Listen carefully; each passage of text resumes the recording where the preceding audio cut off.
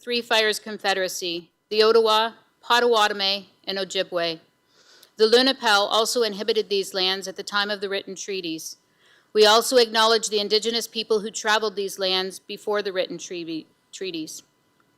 Today, Chatham-Kent neighbors the Lunapal at Elnapawi, Lakawit, also called Delaware Nation at Moravian Town, and the unceded territory of Bakajwanong, Wapu Island First Nation.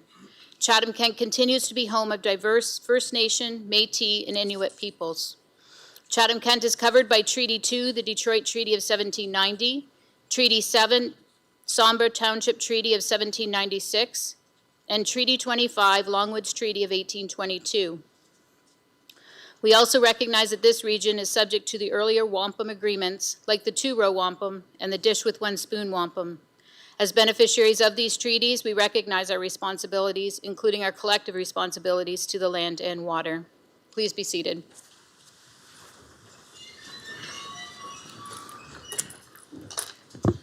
Mr. Mayor, we do not have a supplementary agenda this evening. Rules of decorum at a council meeting. The municipality of Chatham-Kent supports open meetings that welcome debate of public policy issues in an atmosphere of inclusiveness, integrity, civility, fairness, and respect for differing points of view. Anyone conducting themselves in a way that disturbs, disrupts, or impedes the orderly conduct of the meeting, interrupts or makes derogatory statements or hate speech, defamatory comments about councillors, staff, speakers, or fellow members of the public may result in removal from the premises. This also applies to deputations. We ask that you do not approach members of council if they are seated in their council seats. The public, unless invited, is not permitted to come into the gated horseshoe area. The use of posters, signage, and literature is also prohibited. This evening we have absent regrets from Councillor McGrail, and we have Councillor Bondi participating virtually.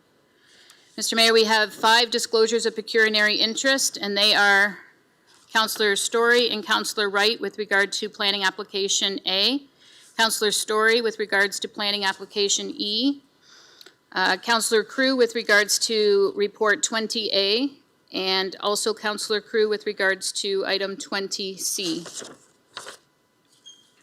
We'll now move on to the recognitions this evening. The first recognition is the recognition of the U15A Kent Cobras for winning their International Silver Stick Tournament, and I'd like to pass it over to Councillor Finn.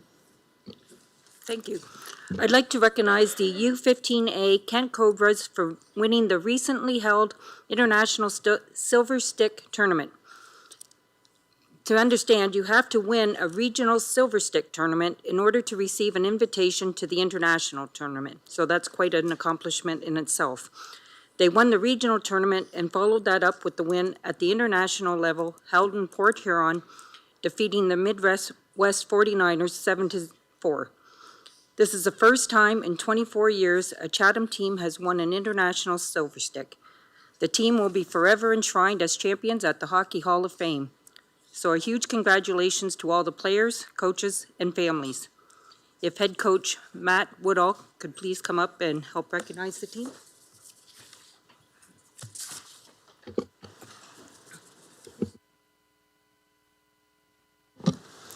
I just wanted to thank council for recognizing these boys. As good as they are athletes, they're even better people, and definitely deserve the recognition. This team has had lots of success over the years, and especially this year, we've had great success ultimately with the International Silver Stick win. Very proud of these young athletes, and they were great representation of not only our organization but our city. So everybody should be proud in how we represented ourselves at these tournaments. Like Councillor Finn said, we were at Watford for our regional tournament in a loaded field, and these boys came to play, and we went undefeated against highly ranked teams.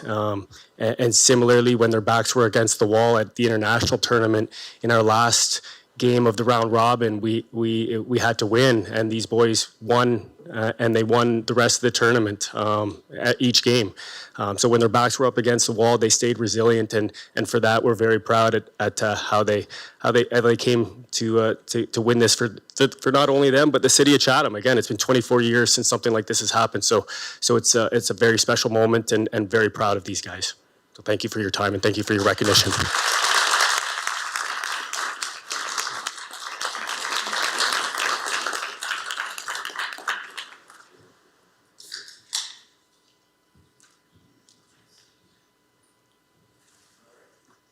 Do you want the microphone?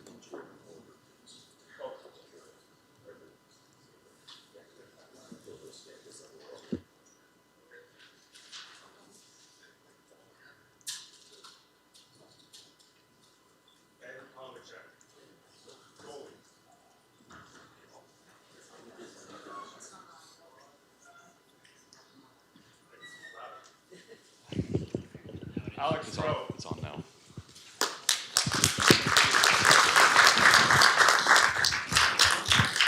Riker Fitch.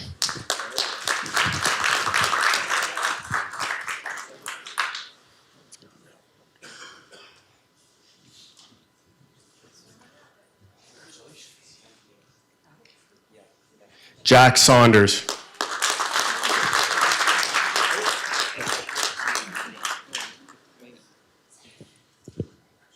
Evan O'Rourke.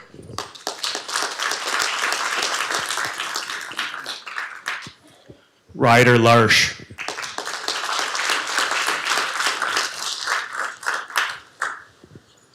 Xander Fowlis.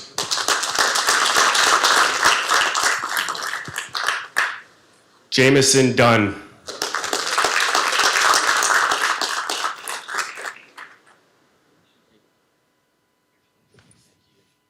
Ryder Kadot.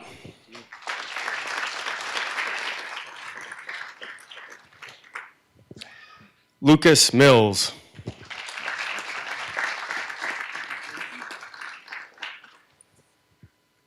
Travis Stickney.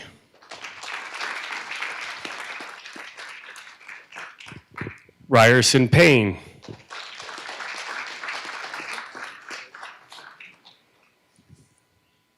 Carter Drevney.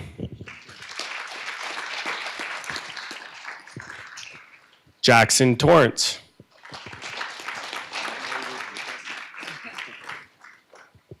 Carter Woodall.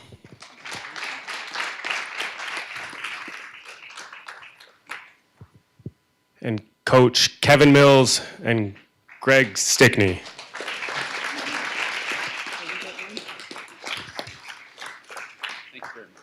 That was Kevin, yep. Yes, oh yes. So as well as I get all the council to line up behind here so we get a big picture. Yeah.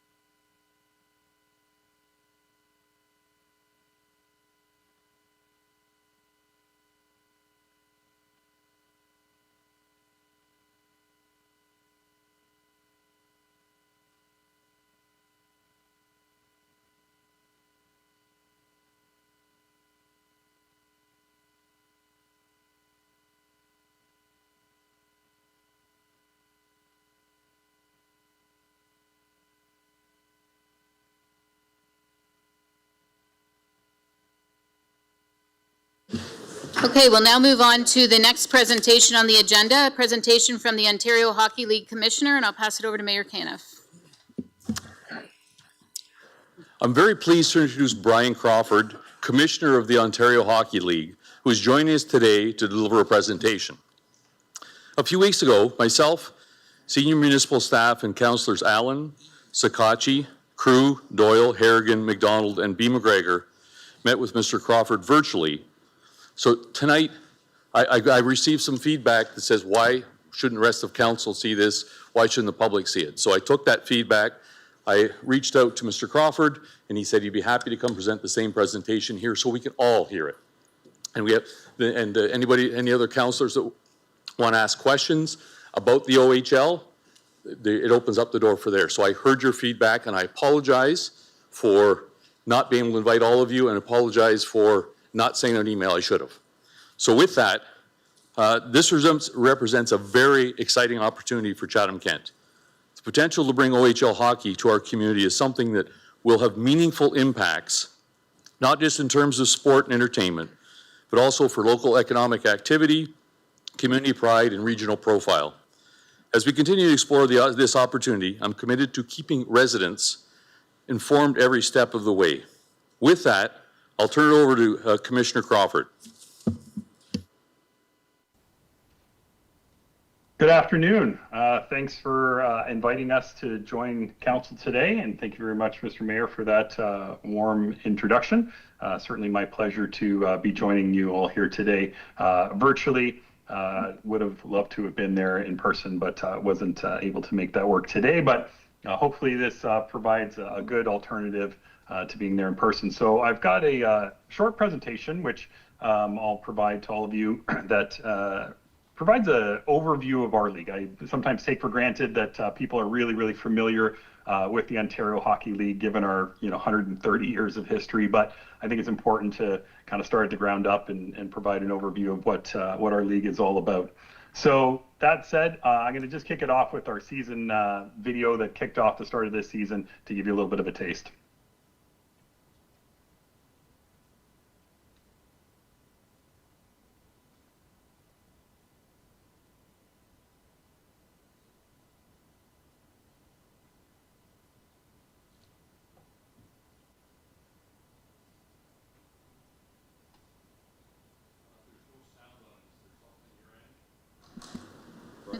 Mr. Crawford, there's no sound on it for us. Is there supposed to be?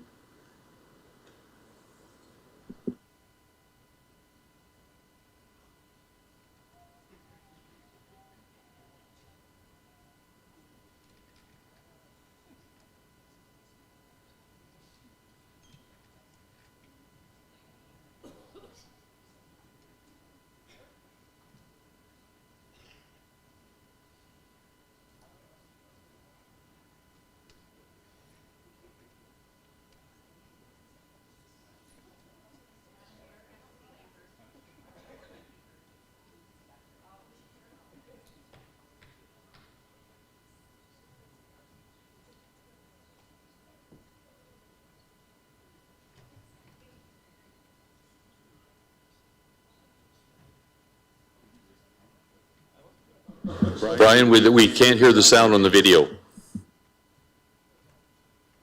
Well, that's unfortunate because it was fantastic. Needless to say, that gives you at least a visual cue without any of the sound.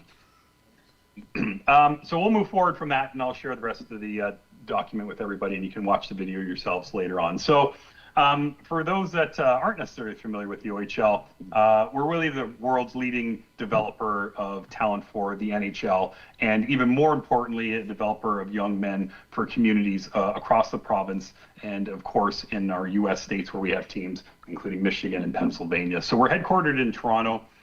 We're for players that are ages 16 to 20 years of age. We have 20 member teams all together, and as I said, we're located across Ontario and the U.S. states of Pennsylvania and Michigan. So junior A hockey in the province of Ontario is over 130 years old. We've been awarding our league championship trophy 113 times. This will be the 114th year this coming year, the J. Ross Robertson Trophy. We're a member of the Canadian Hockey League, which is the three major junior leagues here in Canada. Which include the Western Hockey League and the Quebec Maritimes Junior Hockey League as well. In total, there are 61 major junior programs that operate across the country and in the U.S., as I mentioned as well. In the Western Hockey League, they have 6 teams that play in the United States. This season, we have nearly eclipsed our last season record attendance, all-time attendance of 3.2 million fans that went through our games. So there is no other sport entertainment property in the country that comes even close to the number of fans that engage in games directly than the CHL. Not the NHL, not Major League Baseball, not the CFL. It's a pretty special thing that the CHL represents with the mid to kind of small size, and also big, of course, but with the number of communities that we represent across the country.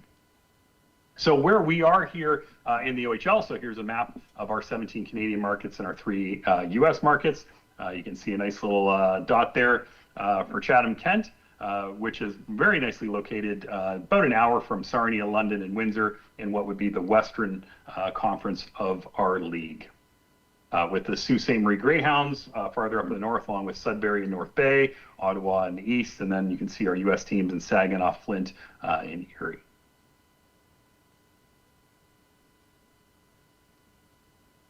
We have led the world in developing notable NHL draft choices, without a doubt. Most recently, Connor McDavid and Matthew Schaefer would be 2 names that people I'm sure are very familiar with, but then historic names like Wayne Gretzky, Bobby Orr, Eric Lindros.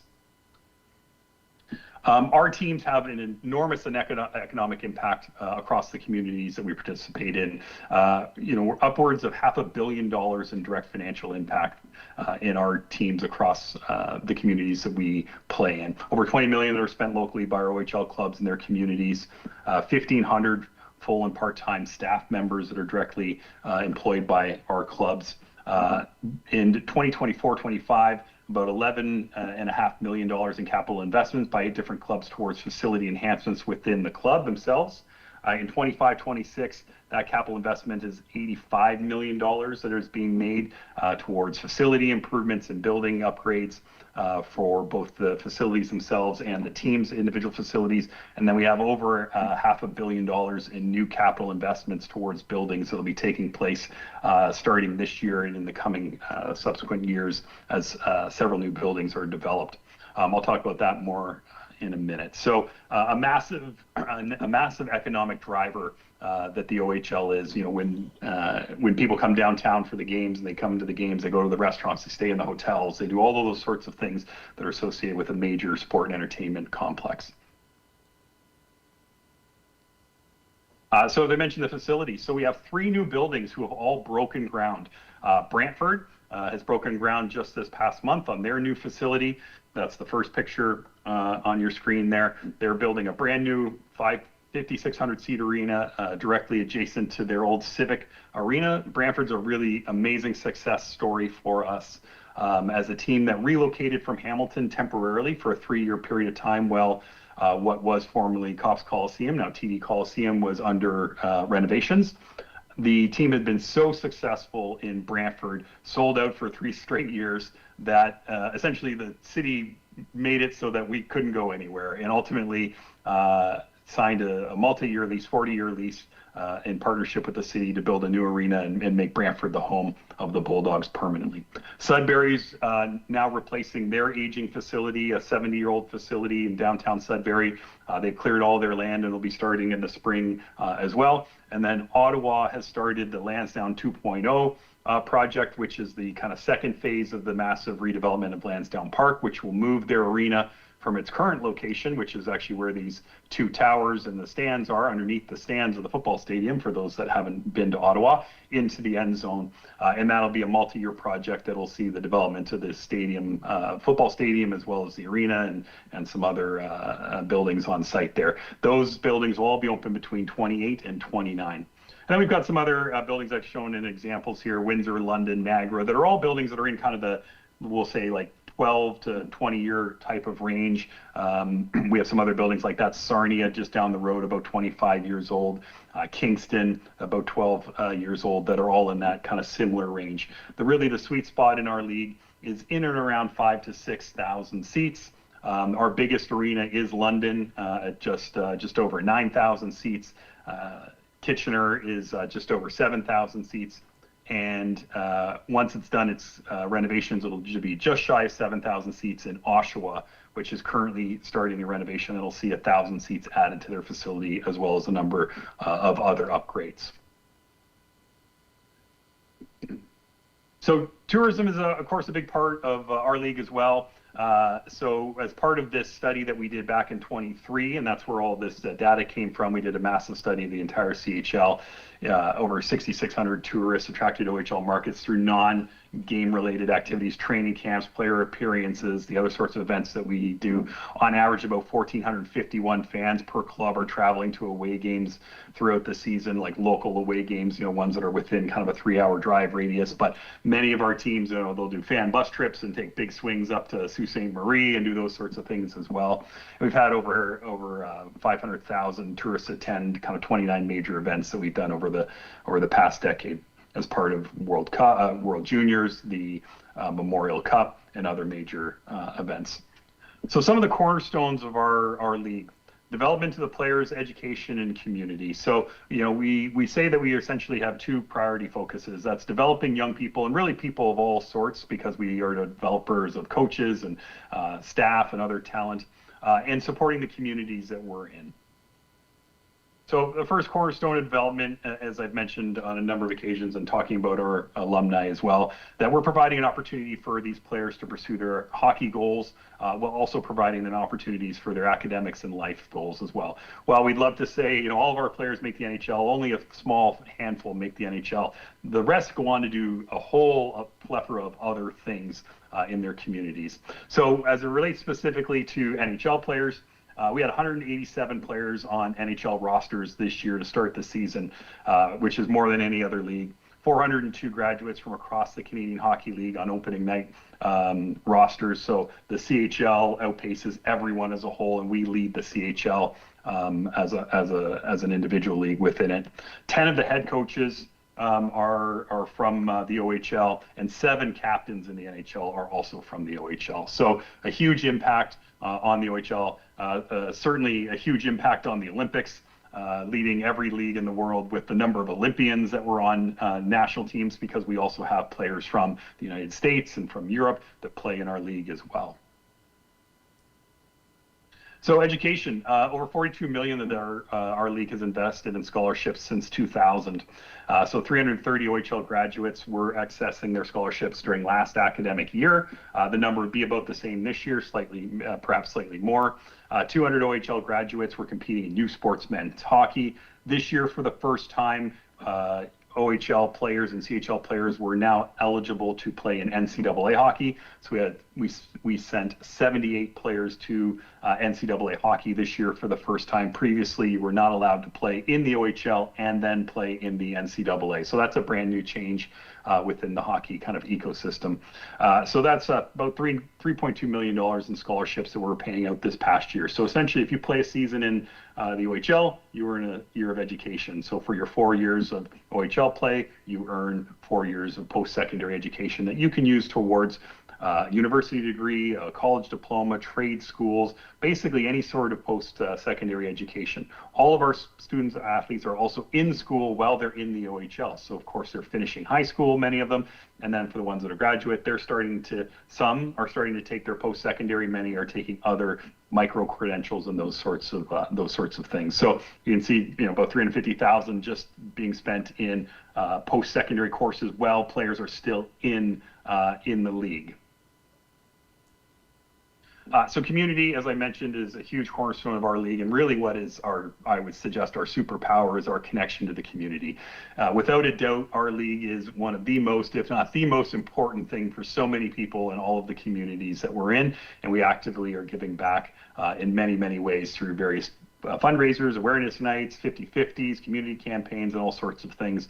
Over $7 million donated to local charitable causes last year. So across the OHL, kind of the composition of our league and our community. So as I talked about, kind of where we're represented throughout Canada, the United States, and Europe for staff, players, officials, billet families, fans, and our greater population that we connect with. So a massive footprint that the league has. We had over 225 hometowns represented across Ontario, the United States, and Europe as well. We've certainly been first and foremost a very family-friendly league, right? We're an affordable league.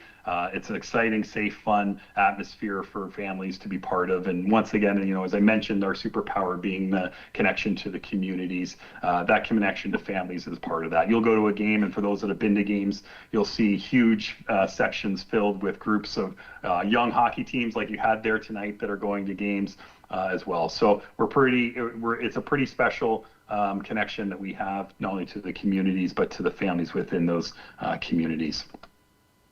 So here's a little bit of our demographics, skewing slightly male. You can see kind of the gender demographics there, our household size, age of our fan base, household income as well.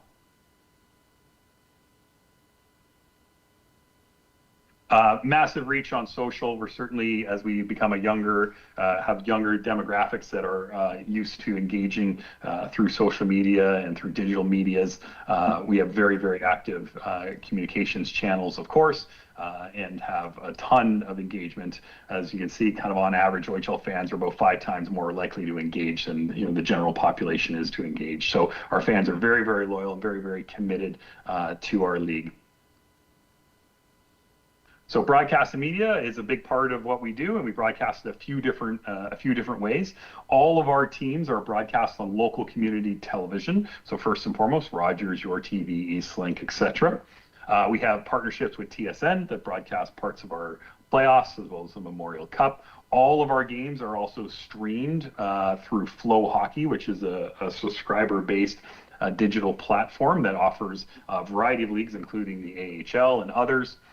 So that's one of the main ways that fans follow our league is through subscriptions to Flow Hockey, and they can watch every single game in our league as well as all the other products that Flow provides. And then we have also partnerships in the United States, Fox, NetStars, amongst others. So 4.5 million people that watched OHL games through broadcast and digital last season.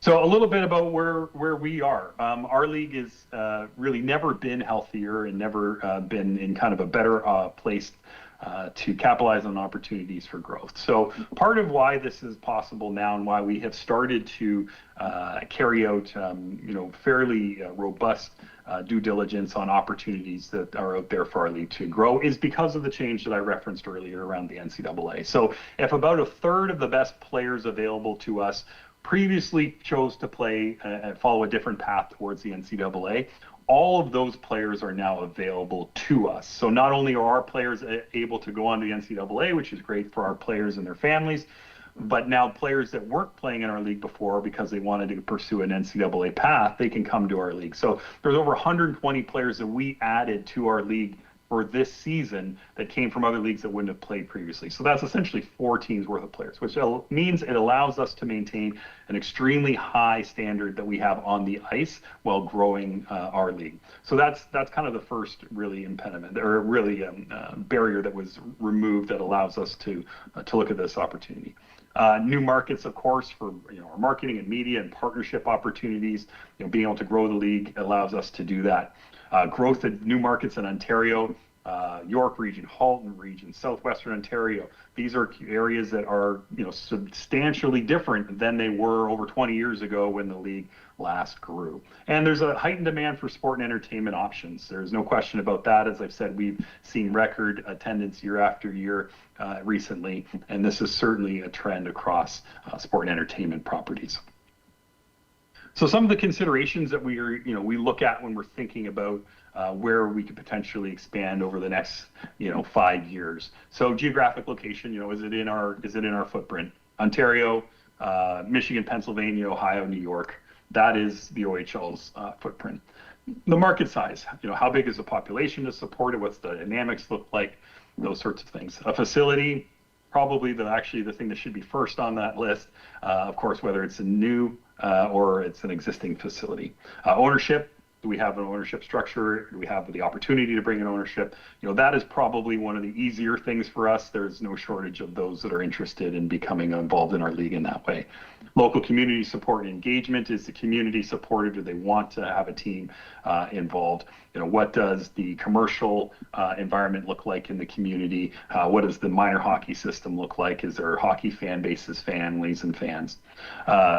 Are all part of those considerations. The impact on our alignment, how it fits within our league, and then our partners like Hockey Canada, USA Hockey, the NHL, and our CHL partners as well. So when I think about Chatham-Kent, I think about the opportunity for economic impact and stimulus that these teams provide, and it is proven. You don't have to go any further than Owen Sound on a Friday night to see what downtown Owen Sound looks like when the Attacker are playing. Community revitalization and projects that we've seen that have undergone in Kingston and Niagara and other sorts of places, the projects that are planned around the new building in Brantford as an example. Identity and civic pride. As I mentioned, some of our communities are known for their team, whether you're the Peterborough Petes or the Oshawa Generals or the Sioux Greyhounds. They're synonymous with that community and what it means to be from that community. So many people had grown up going to games with their parents, and now they're taking their kids and so forth, and it is so interwoven into the fabric of the community. Elevating the community profile within the province. These are major to mid-market size communities. As I said, we have some smaller ones like in Owen Sound, but this is an exclusive club and part of what it says something about your community and where you are and where you're headed as a community within the province of Ontario and in this part of North America.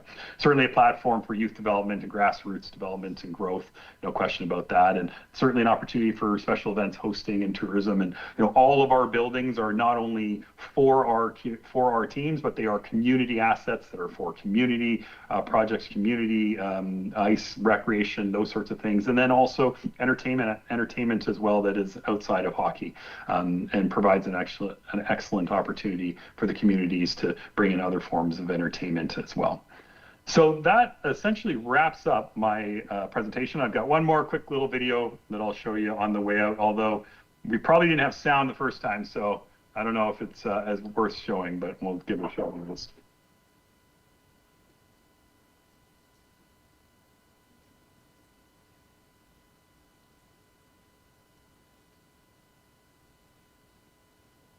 No sound on this one either.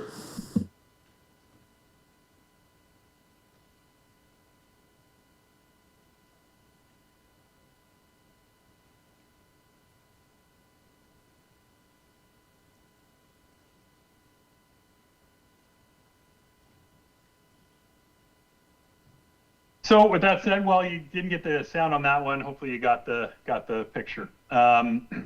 So we're happy to open it up to the floor for any questions or follow up on anything that I provided or any other questions you might have.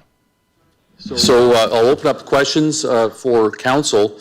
If you could keep it specific to the OHL and what he presented on. Councillor Finn. Well, not sure if it's what presented on, but through you to the commissioner. I have supported the OHL, so I am familiar. My kids subscribe to Flow Hockey, so we watch it quite often. My concern is what happens to the Junior B team of the Chatham Maroons that's already affiliated to Saginaw, which is an OHL team. Also, has anybody from the OHL spoken to the owners of the Maroons? That's the first question. So great question. So we actually, the GOHL, which Chatham is part of, is the official development league of the OHL. So we have a very close, intimate partnership with the GOHL, which is expanding from kind of where it started. It's been an unofficial partnership for years and became an official partnership this past year. So we have other examples of communities that actually have both operating. Sarnia, just down the road, is a great example as well. Certainly no conversations directly about this with them at this time. we're all doing kind of our due diligence and exploring the possibility and the options that might be out there. Certainly for your purposes, exploring, what it might mean to make the investment to build a community asset like an arena that would be suitable for an OHL franchise. So that would be a little bit kind of ahead of ourselves there. But as I said, we've got a great relationship with the Junior Bs. They are very intimately interwoven into what the OHL is all about. But what would happen to that affiliation? Does it automatically go from Saginaw to Chatham, or? So we don't. So there are no direct affiliations with the GOHL teams and the OHL teams. It's not like a NHL AHL format. Each of those teams can have affiliate players from players from across our league. So there is not a direct affiliation of one to the other. Now that said, we do actually have owners within our league that own some of the Junior B teams. They also own other teams like Junior A's. And they may use that team more heavily for their affiliate players and their drafted players to develop them, but there isn't an official relationship like there might be in Major League, Minor League Baseball or AHL, NHL. So there'd be no problem converting from the affiliation there to Chatham? No, it wouldn't actually change anything, and they wouldn't be officially affiliated with a Chatham OHL team in that regard, no. Okay, and the question I got asked today, has any private businesses approached you with regards to owning a team and bringing it here? Local businesses or? Chatham-Kent, although we have received quite a bit of inbound interest from various individuals and groups that are interested in being involved in the league, some in specific locations, some generally interested, but we haven't spoken to anyone specifically about owning the team in Chatham-Kent, although I'm sure there would not be a lack of interest in individuals that would want to get involved. Okay, and last question, what is the financial commitment from a municipality? Yeah, so the first big financial commitment is building the arena. And arenas today, that is, I'm not an arena developer, but have kind of secondary and tertiary experience in relation to some of these projects that we have going on. But the price tag is 150 to 200 million, depending on lots of factors, of course, depending on the size of the building and the various amenities. Some of these arenas have 2 pads, they have a second community pad as well, all that sort of stuff. But that is the range that these buildings are in now, based on the 3 buildings that we are seeing under construction now in Brantford, Sudbury, and Ottawa.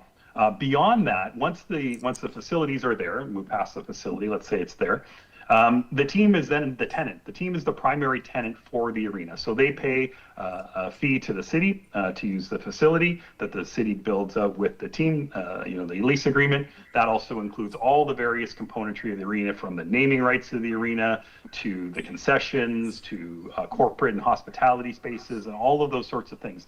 There's a whole variety of different types of arrangements across our league. Many of our buildings have operators, like an OVG as an example, Oakview Group, that come in and operate the building, and they run the building for the city, and they bring in other events and those sorts of things. Some of the communities, Saginaw once again, is run in partnership between the city staff and the team itself. So that's a different model and a unique model, say, compared to London, that has an operator that's running their building. So the city makes revenue off of the team, who's paying the rental fees for having the space. They make money off of ticket levies. Often, a few dollars on every ticket that's sold goes back to the city, traditionally into a capital improvement type of fund. Likewise, the same thing with the suites, although some situations the operator of the building might sell the suite license for all events, and like I said, there's lots of different things. The ownership, the naming of the building, sometimes that's shared. Other commercial assets and inventory could be shared, or could be paid in different ways. So there's a whole variety of different sorts of models, but kind of just to give you a really general perspective of what these sorts of relationships look like. Thank you. Councillor Doyle, followed by Councillor Harrigan. Thank you, Mayor, and thank you, Brian, for the presentation. Just wondering, what's the next steps for a community that you're interested in to go forward? I guess, what are you looking for from us?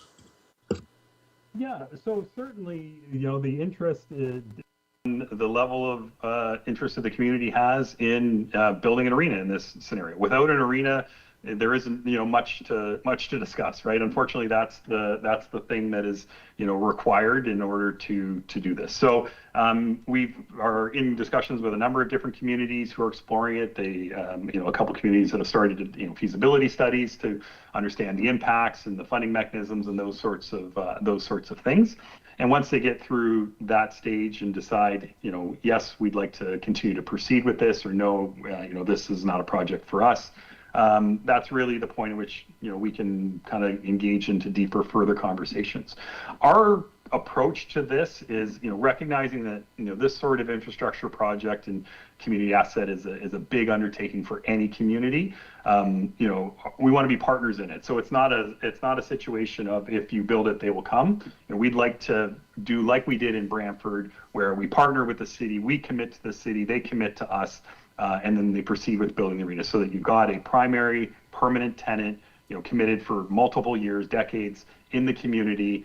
So you have that, you're building an asset that is now going to have a team that is going to be housed there permanently, that is going to provide the revenue that we've discussed just a few minutes ago. So that's really how we're looking at it. Ultimately, we'd like to add a few teams to our league. These are projects that are really managed in years, not months. So as we think about this, 3 to 5 to 8 years is kind of the time frame that some of these could take. If you look at the time you start, let's say today, and thinking about an arena to where a shovel goes into the ground to where the doors open, is multiple years to get to that final spot. Thank you very much. I know in our master plan, we were talking about building some arenas right now. So I think timing-wise, this is coming up at a good time for us. In the last meeting, you mentioned something about a feasibility study to be done as well. Would that come before we decide to go ahead with the arena, or is that, I presume that's something you would want to do beforehand so we know what type of arena we should be building? Does that make sense? Yeah, no, when I refer to the feasibility studies, that's something that the municipalities usually, in 2 other cases, take on to understand, what's involved, what it would look like, what the cost implications are, the funding mechanisms, all of those sorts of elements, and whether they want to proceed with it or not.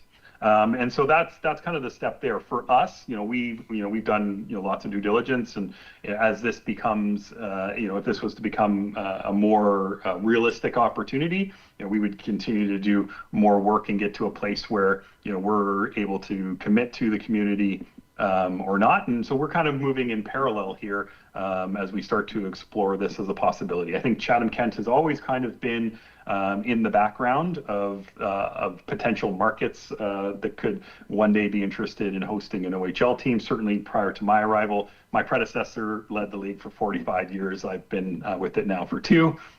So I think that's always been in people's minds. And as steps like this are now taken to potentially make it realized, this is when momentum begins to build and progress starts to happen at a more rapid pace. Okay, perfect. Thank you very much. Thanks. Just remind any other questions that we are trying to limit 5 minutes. We've got a full agenda tonight. So far these haven't went past 5 minutes, but just for any other speakers. Councillor Harrigan, followed by Councillor Scotchy. Thank you, through the mayor. Hi, Brian. Thank you for that presentation.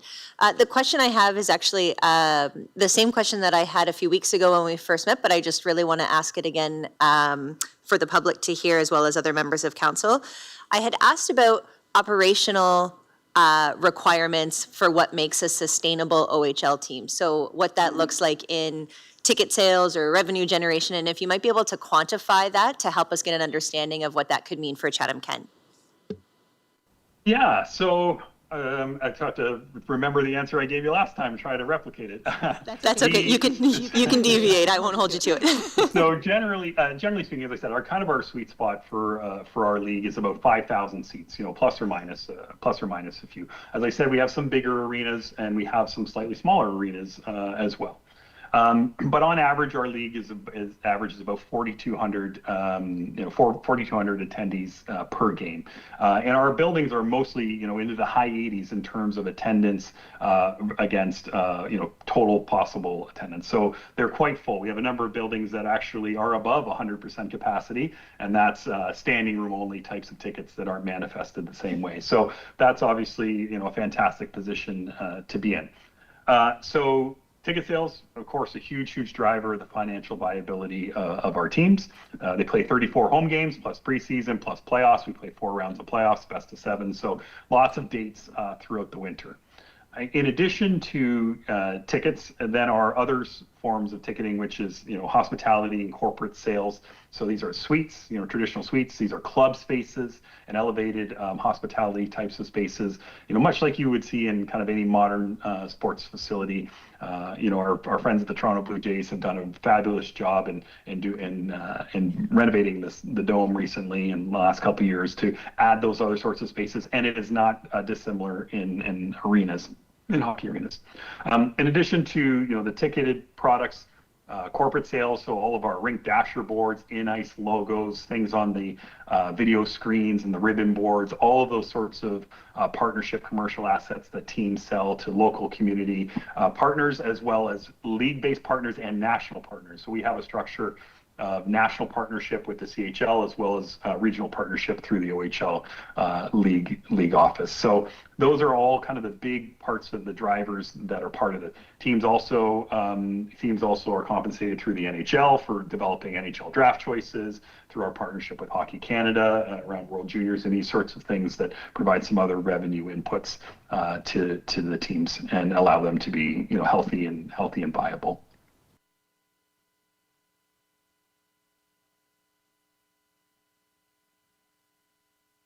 Yeah, no, that's great. Thank you. Those are all my questions. Councillor Sakachi? Thank you, through you, Your Worship, to the Commissioner. Just the same thing as Councillor Harrigan said. I just wanted to, for transparency, ask the question that I asked you in the meeting in regards to what you look at from a corporate citizen, like a corporate partnership in the community, on how that corporate structure looks in the community. As we do know that we have a great hockey supporting community in Chatham-Kent, but sometimes, we do lack some corporate, large corporations here. So just wanted to see what, what you look like when you're looking at communities. Yeah, so and I'm pretty sure my answer when we had last time was that I don't have a full kind of commercial profile of Chatham-Kent at this time, not something that we've done, so a very kind of loose understanding of the corporate environment there. And I think what I had commented on was that many communities have different kind of advantages, right? You have there's a fantastic kind of gas industry and chemicals industry in Sarnia or in the kind of Saginaw area as an example. So you've got different advantages in different communities. I mean, we have a team named after the automotive industry in Owen Sound as an example. So, the key is of course, having, commercial interests that, are interested in supporting the club and getting the benefits that come with that. And that actually touches on the local realtors and local car dealerships. That's a big part of it. Finch Automotive is kind of a big automotive company in that region of the province, and is a big supporter of multiple teams in our league, and actually the owners of one as well. So those sorts of companies and industries that are actually present in all markets and that are traditionally big supporters of our league. So those are all important aspects that you just generally have an interested, engaged community. At a community at 100,000 plus, really does traditionally have all of those elements that you would seek to find in any of the communities we're in. Thank you, and thank you for your time. Councillor Story? Thank you, Mr. Chair. Thank you, Mr. Chair, pardon me. And thank you, Brian, for presenting to us today. I really appreciate it.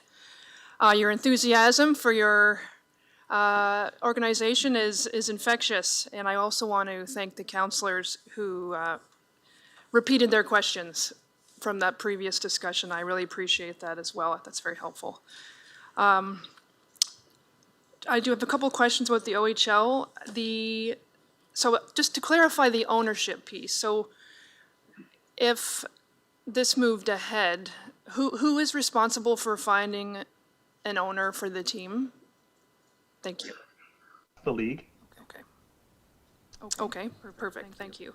I want to build quickly on Councillor Finn's comments about the Maroons. The Maroons are a beloved team in Chatham-Kent and are defending champions and doing really well again this season, which is great to see. I've heard some concerns shared from the community about the future of the Maroons. Would the community be able to support two different teams? And I think for me, full disclosure, I would have a real concern about losing the Maroons with the prospect of an OHL team. And it's not any concern about the OHL per se, but the Maroons also have a very rich history in our community and are really community oriented. In the consideration slide that you put up, the Maroons would fulfill a lot of those considerations as well. So have you seen in your experience what happens to the actual junior team in a community if an OHL team arrives in the community as well? Thank you.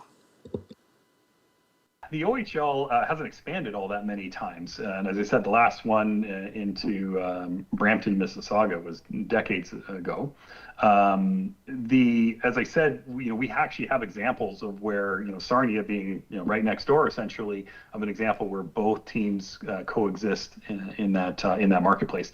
We, as in the OHL, have a very vested interest in the health and the longevity and the viability of the GOHL because of our now partnership and because of our dependence on them to help develop our players going forward, which is becoming a very different kind of ecosystem than it was a season ago, and certainly historically. So what I would say about that is, like, there's no reason from our perspective that both teams don't thrive and exist in the same community. I certainly recognize some of your concerns, and I think they're absolutely fair and valid concerns about, can the community support both? Will they support both?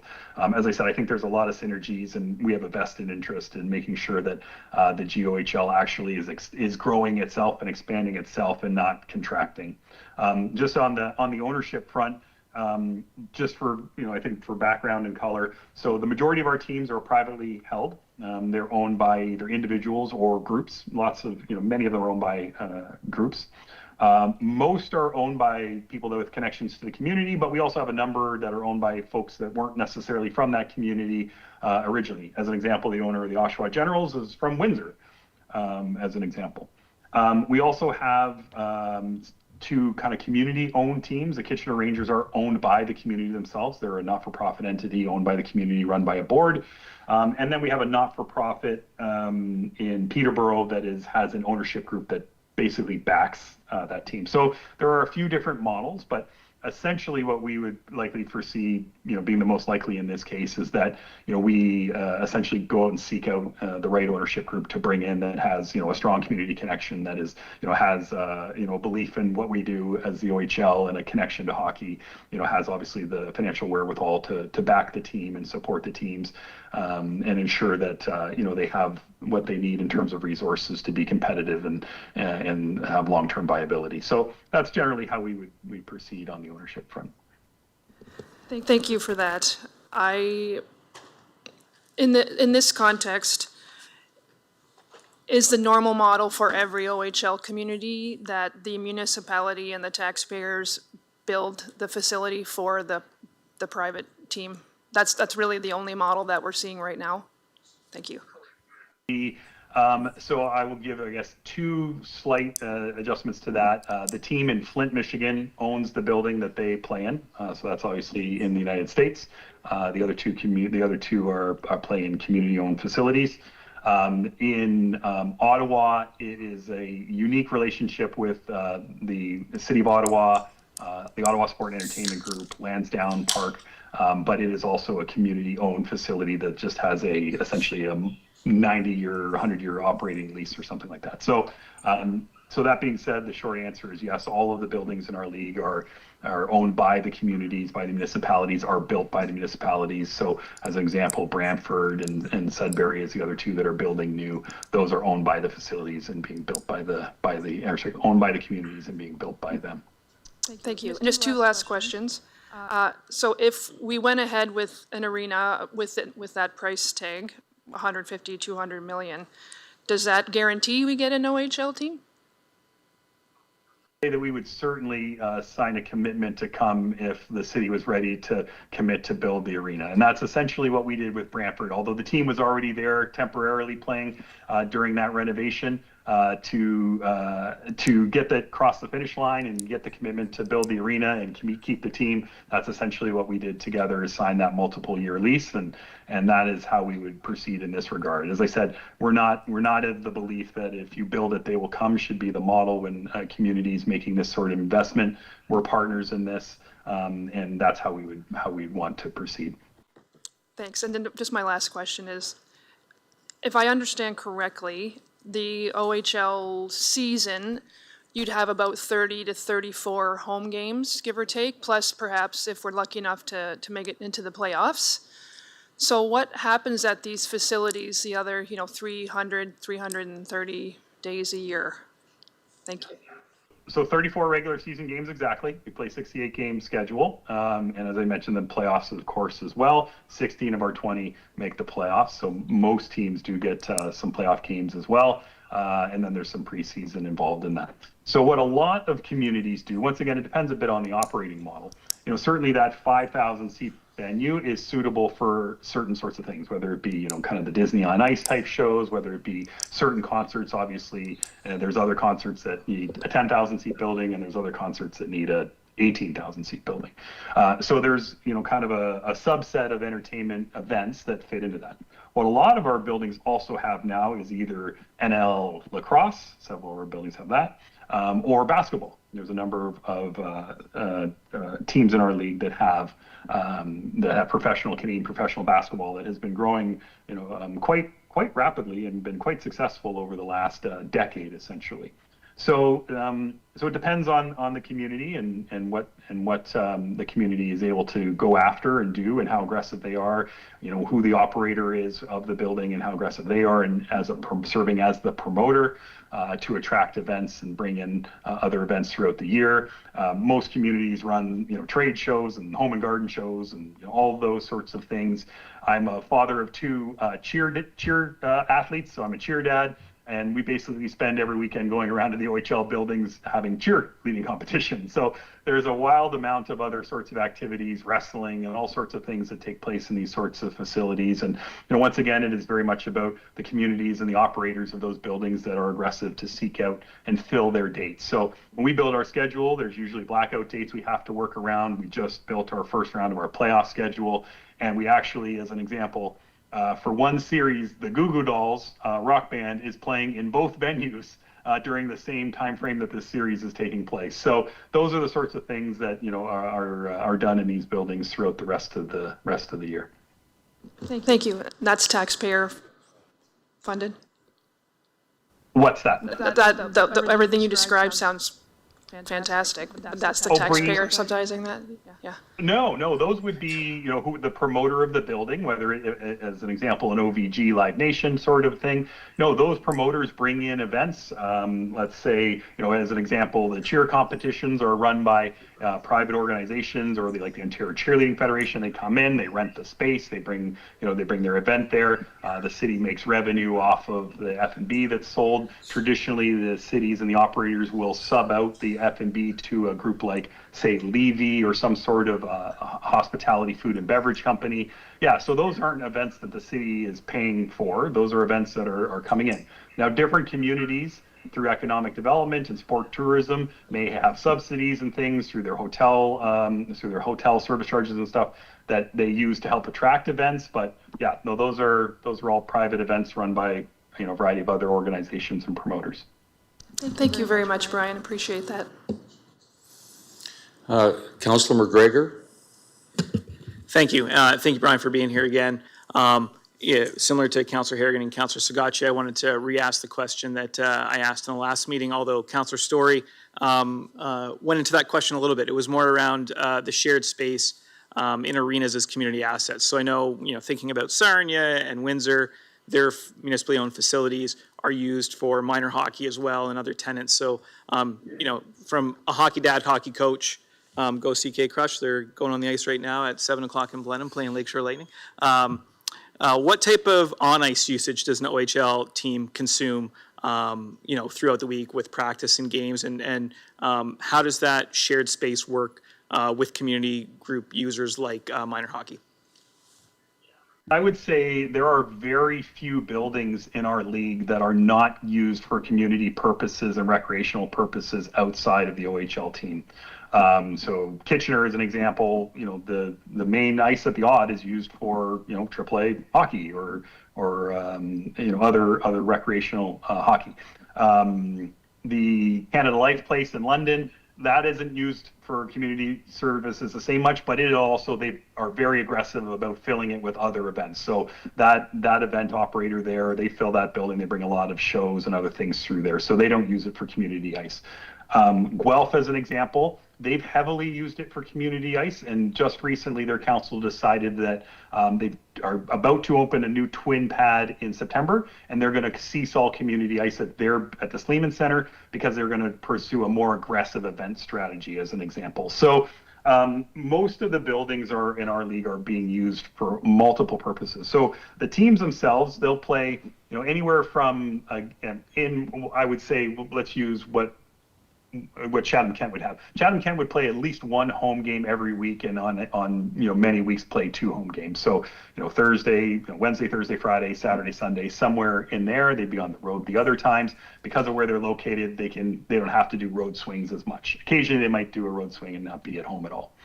Then they'll be kind of on the ice for practices the rest of the week. Depending on the team, they'll practice kind of earlier afternoon, leaving the ice available in the evenings on Monday, Tuesday, Wednesday. If they're maybe their home nights are Fridays, so Saturdays it's open kind of thing. Kind of totally depends on the team which night of the week is what they call their prime night and the night in the schedule where they like to host games. So usually teams will host one on Friday or Saturday, and then they might do either like a Wednesday, Thursday night or a Sunday afternoon, depending. And as I said, that is spread out throughout the schedule as the schedule is built. So while the team's on the ice, there's a lot of other opportunities for usages for the community. And then, of course, those big events that are brought in black them out as well. So we have many teams that, will go practice somewhere else, especially the facilities that have 2 pads. They might just practice next door kind of thing, or even, go across town if they have to because the arena is blacked out for, a concert or, rally or some sort of thing. Thank you. Councillor Anderson. Thank you, through you, Mr. Chair. Thank you, Mr. Crawford, for your presentation. I don't think I've ever hit my 5-minute limit, but I was getting close. So thank you for all the previous questions, because I've been able to significantly decrease my questions here. One of the questions I do have that I don't think's been touched on is how many days a week and hours a day are the boys on the ice practicing? And do you rent that ice time? So as part of the team's lease agreement with the city, they established their ice time usage for practice and for games. And I think this was maybe you actually one of the previous questions started to dance around it. As part of that lease agreement too, the team's facilities, their dressing room, their lounge, their therapy rooms, their classroom, all of the team facilities, call it, 20,000 square feet, 10,000 square feet. That's all leased to the team, and then the team builds it out, kind of like a leaseholder improvement. And so that's their space that they control, and they invest in building it out how they want to build it out. And then the other rooms are all, open to the public and used, during other uses of the building. So that's kind of how those leases work. So there would be like a one-time fee that you would pay that would cover all your practices, your games, up into playoffs type of deal. Awesome, okay. Thank you. That was my only other question. But aside from like the money and the profits and the economic prosperity that this can bring, I looked at the U15A Kent Cobras that we just celebrated tonight, that won their International Silver Stick. And I can't help but be excited to foreshadow us doing the same thing for our very own CKOHL team, just like we did tonight. If nothing else, I do see the opportunity for our sons to stay local and play at their highest level of the sport that they love. Also, more important, I really applaud the OHL and you focusing on this in your presentation, on their focus on continuing education for their players. So this league not only allows boys to play really great hockey, it also sets them up for success. And for that, I'm really thankful that for this presentation and the potential opportunity that it brings to the future of Chatham-Kent as a whole. So thanks a lot. Well, thank you, Mr. Crawford. Much appreciate you taking some time out of your busy schedule to tie in here. You've informed a lot of people in Chatham-Kent tonight, and thank you for your time. Pleasure. Thank you very much for having me and for considering this project. I know that it's a big one for council to think about, and we think it could be a really great partnership long term. So we look forward to further discussion and next steps. Thanks again. We'll now move on to planning services.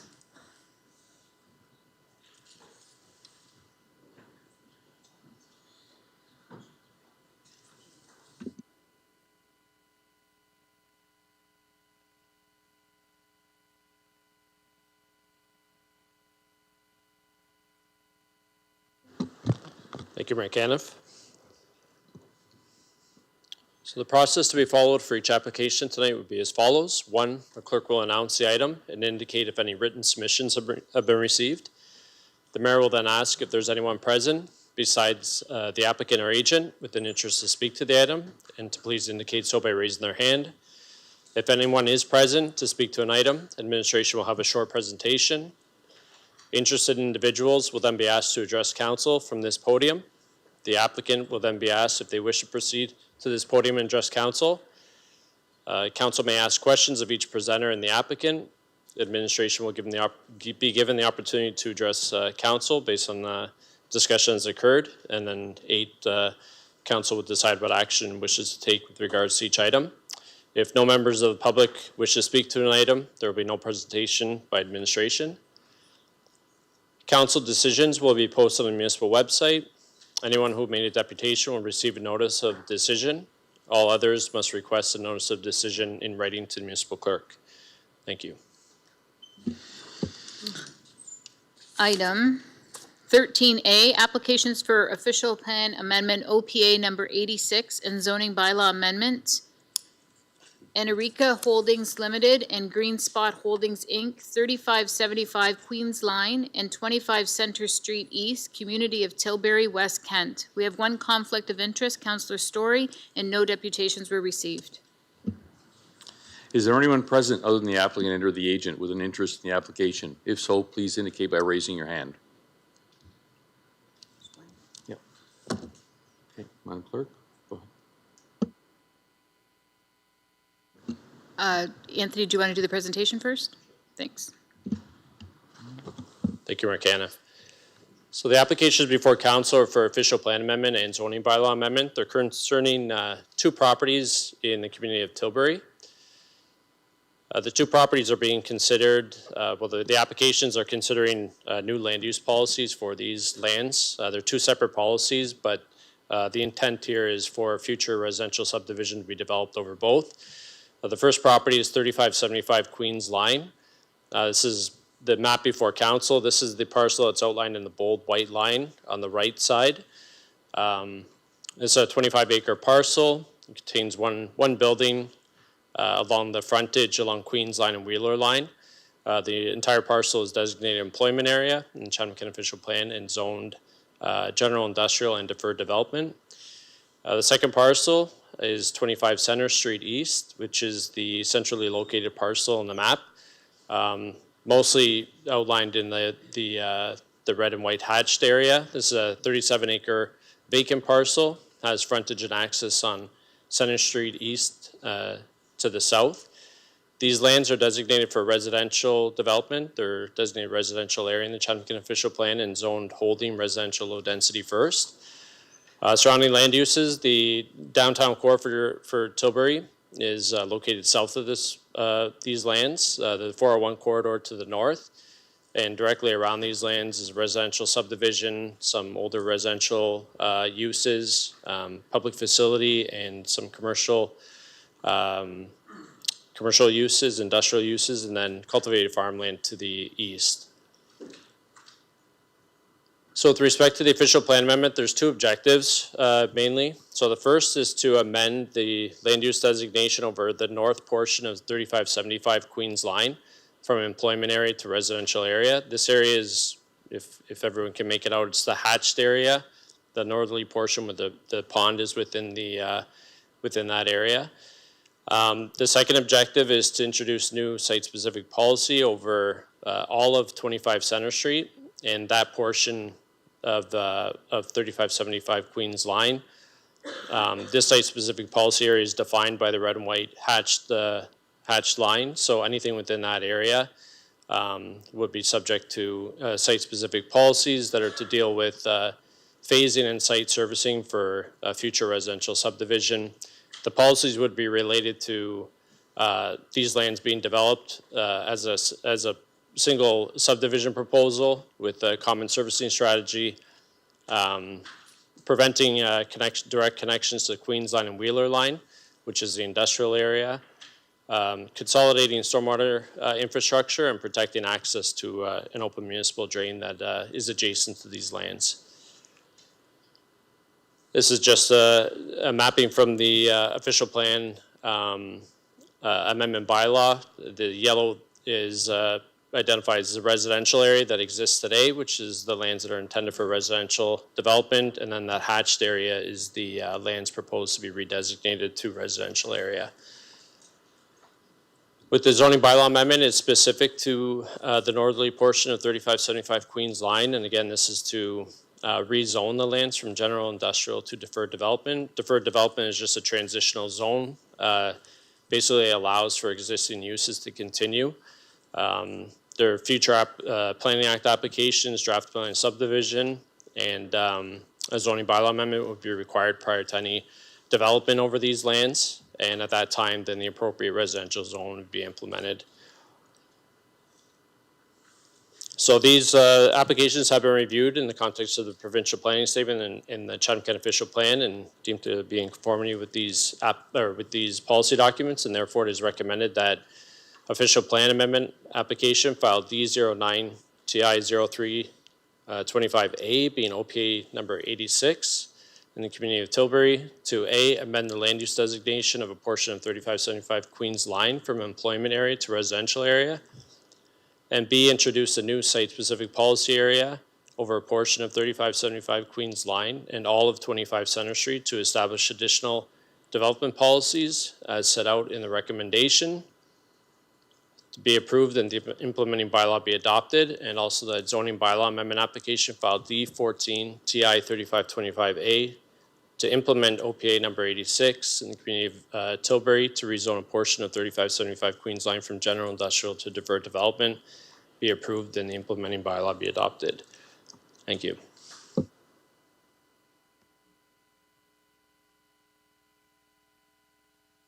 Any questions of the from council, the presenter? Councilor Harrigan.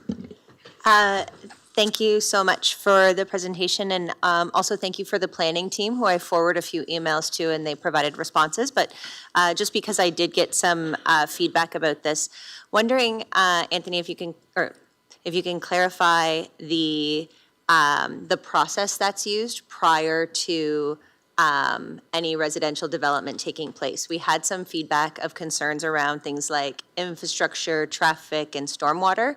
Can you talk about what that process looks like going forward if this is approved? Yep, thank you, Mayor Caniff. Yeah, so as I stated, these applications are to establish the underlying policies, land use policies that will apply to any future development. What council and residents can anticipate moving forward is if a residential subdivision is pursued, then an application for draft plan and subdivision would be required, and a zoning bylaw amendment would be required. With that, we would have to undergo a pre-application consultation process. That's when we receive a definite plan of how these lands are intended to be developed. The municipality or administration will review that and determine what underlying studies would be required with the application submission to support it. And typical application requirements is like a stormwater management plan, servicing brief, a detailed plan that shows the lot layouts, grading, environmental impact statement as well. So other plans and studies to be determined. And I'm correct in that part of the lands described is already zoned residential. It's the change to the kind of secondary parcel, which would kind of then dictate the size of future residential developments. that we're kind of talking about today, correct? That's correct, yep. Yep. Okay, thank you. Those are my only questions, and appreciate members of the public who reached out and asked those questions in advance.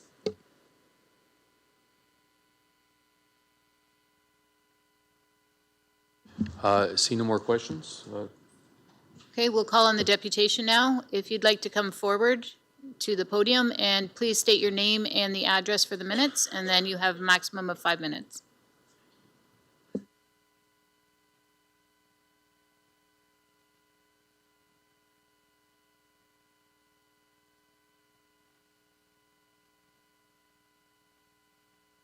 Hello, I'm Chris Gabinski. I live at 3613 Wheeler Line. Let's see, where do I start with that? So I made a recent, I guess, investment into my property starting a couple years ago. And I found out that my house actually is part of all the deferred land that's around that area, including the property in question.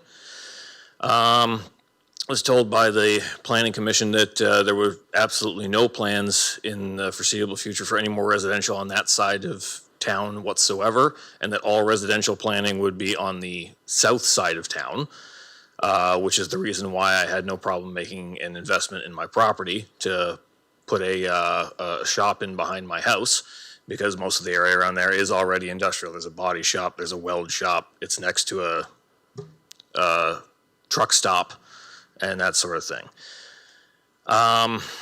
So that's more of a personal gripe than anything, was I wouldn't have made that investment knowing that there was going to be a subdivision going in there. The planning also shows, even though they say there's going to be no road access to Wheeler Line at this time, or Queens Line, the planning or the plots for the houses did show a road shooting off in that direction, which just tells me that there probably will be more residential there in the future. But that really wasn't made clear in there. Also, in terms of the property itself, I realize the other section that's closer to town there is already zoned residential. That area is, as I believe Councillor Harrigan brought up from some other residents there, that is a very low-lying area, and there's also already been much more flooding in that area ever since they've filled in half of that agricultural pond. And so I know I'm the only one here, I guess, tonight, but I think there's already some residents of the subdivision that's against the 401 that's wondering how that's going to affect them. I grew up in Essex, and I've definitely heard the promise of, don't worry, the subdivision won't make your house flood. And then next spring, everybody's houses floods. And now most people in Essex can't even get flood insurance on their homes. So I've seen that happen in the past, which kind of makes me a bit worried. And once again, more of a personal thing there. If you do decide to go with the OHL thing, by the way, you know, whether you do or not, congratulations. I understand that, you know, hockey is a big part of living in Ontario.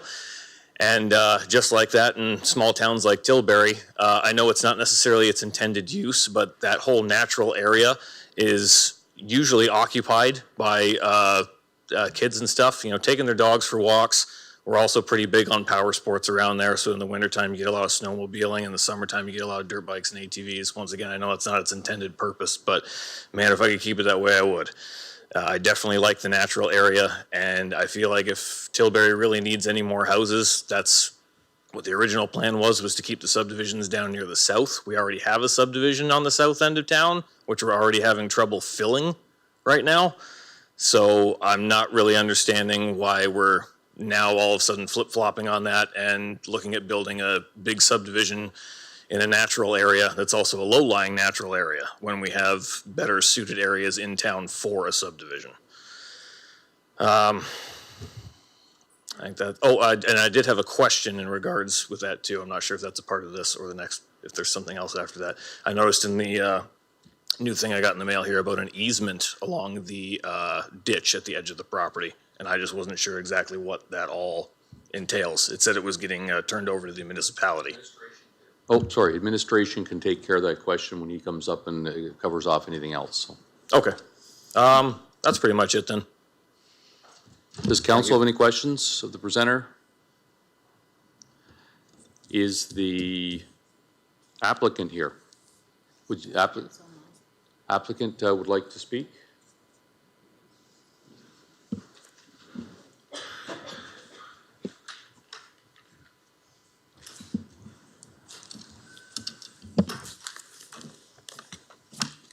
Good evening, Mr. Mayor and members of council.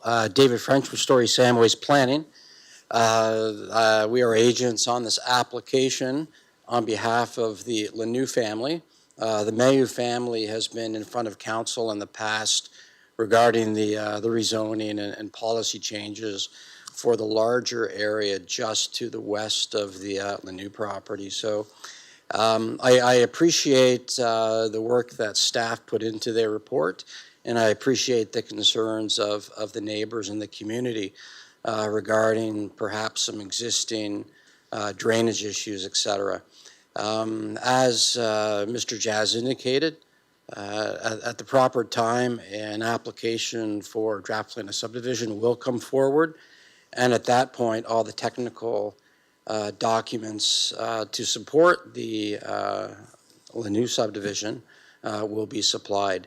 That being said, as part of the pre-consultation process to get the official plan amendment in front of council and the public tonight, a great deal of effort and background studies was completed, and all of the studies did confirm that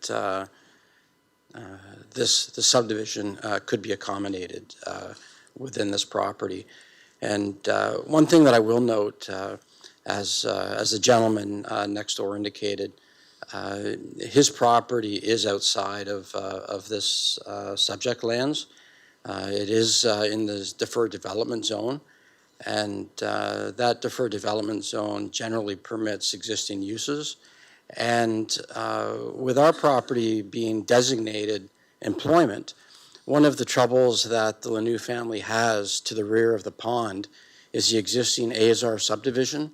So in order to put industrial or employment uses towards the back, we would have to be very considerate of those residential uses and the industrial type uses that we could put in there. So with the pond sort of acting in the middle, we see that as a buffer to the Azar, existing Azar subdivision. So the residential uses between the pond and the Azar subdivision just makes sense from a compatibility perspective. So again, this has been a very well-tuned process, and we feel it's a good fit for the property in the area, and I'm happy to take any questions if council has any. Any questions from council?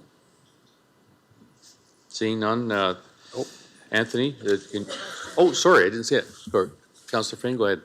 Thank you, Worship. Just one. He raised concern about road entrance onto Wheeler. Is that in fact the plans at some point in time? So I guess from a planning perspective, when you have one property that is two different zones or two different designations, you effectively treat each designation or zone as a separate lot. So the property, again, which will be detailed through the draft plan of subdivision, for the residential component of our project, will have its only access point through the existing Mayu or the planned Mayu project, as well as the existing Azar subdivision. So there will be no access from Wheeler Line servicing the residential component.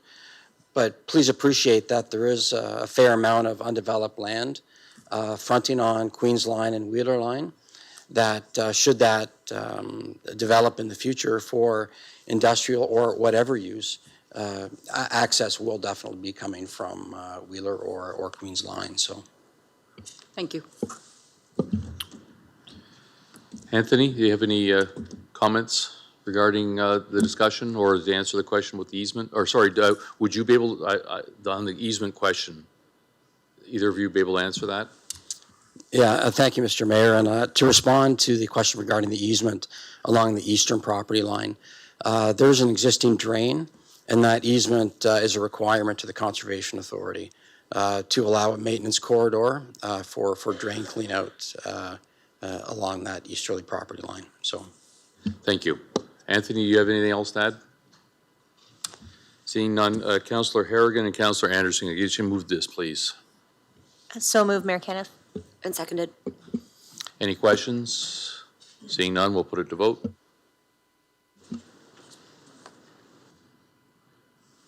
Councillor Bondi? Yes. All votes are in. Motion passes 16-0. We had one conflict of interest and one absent. Moving on to 13B, application for consent and zoning bylaw amendment, Wilmore Farms Limited, Maynard Line, Community of Harwich, South Kent. There were no conflict of interest and no deputations were received. Is there anyone present other than the applicant or the agent with an interest in the application? If so, please indicate by raising your hand. Is the applicant present? Seeing that, okay. Can I get Councillor Sakatchi and Councillor Doyle to put this on the floor, please? So moved. And seconded? Any questions? Seeing none, we'll put it to vote. Councillor Bondi? Yes. And all votes are in. Motion passes 17-0. 13C, application for consent and zoning bylaw amendment, Matthew and Catherine Corpan, 10962 Merritt Line, Community of Chatham Township, North Kent. No conflict of interest and no deputations were received. Is there anyone present other than the applicant or the agent with an interest in the application? If so, please indicate by raising your hand. Is the applicant here? Councillor Juvenville and Councillor McDonald, can I get you to put this on the floor, please? I so move. And I'll second. Any questions? Seeing none, we'll put it to vote. Councillor Bondi? Yes. All votes are in. Motion passes 17-0. 13D, application for consent and zoning bylaw amendment, Gregory, Colleen, Robert, and Marie Anderson, 12209 Beechwood Line, Community of Howard, East Kent. Mr. Mayor, the applicants have requested that this be postponed until the April 27th, 2026 council meeting. However, we require the notice on the screen so that no further public notice is required. Councillor Wright and Councillor McDonald, can I get you to move I'll move that. Seconded. any questions? Seeing none, we'll put it to vote. Councillor Bondi? Yes. All votes are in. Motion passes 17-0. And the last planning application is 13E, application for zoning bylaw amendment, Derek Rumble and Sarah Petronel, 135 Seminole Ave, Community of Chatham City. We have two conflict of interest, Councillor Story and Councillor Wright, and we have 8 deputations, including the applicant. Thank you, Mayor Caniff. Last fall, the municipality of Chatham-Kent received a zoning bylaw amendment application for this property located at 135 Seminole Avenue. This property is located within a mature neighborhood in northwest Chatham. It currently contains a 4-unit residential dwelling. Each of the 4 units contains 3 bedrooms. The property is in a residential neighborhood and it is zoned residential low density second. The 4-unit residential use on the property is a legal non-conforming use under the Chatham-Kent zoning bylaw. The zoning bylaw amendment application received from the owner is to permit a 6-unit residential building on this property and to recognize the existing tandem parking arrangement to satisfy the 6 off-street required parking spaces. This application originally came before council at council's planning meeting in December of 2025. At that time, several deputations were heard, and this property was postponed to a future public meeting for which new public notice would be given. Public notice was again given before this meeting here tonight. To provide council some site context, there's 2 views of this property. First, looking east from Seminole Avenue, is the widest face of the dwelling, central front door, 2 units lower, 2 units upper, with a double wide driveway to the right or to the south of the building. The picture on the right is from the other abutting street, Couture Drive.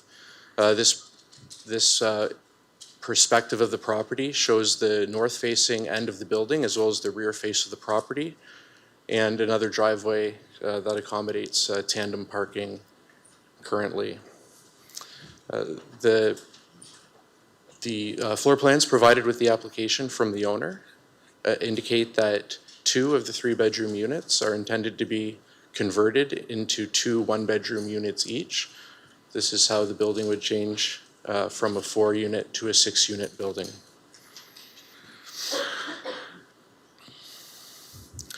One of the issues that was raised at the December planning meeting was an earlier proposal that included the widening of the driveways of Couture and Seminole Avenue into areas that are currently landscaped with grass and/or trees. This is one notable revision of this proposal as it relates to the parking arrangement, in that the recommendation before council tonight would permit tandem or stacked parking. This means to accommodate the 6 off-street legal parking spaces, 1 car would need to pass through a legal parking space in order to arrive at its legal parking space, so there would be 2 cars back to back in the same driveway. And I'd mentioned earlier that this application did come with a floor plan layout. The layout on the left shows a typical floor plan of a 3-bedroom unit labeled existing layout, and the floor plan on the right indicates the general configuration of how a 3-unit dwelling would be converted into 2 one-unit dwellings as provided by the property owner.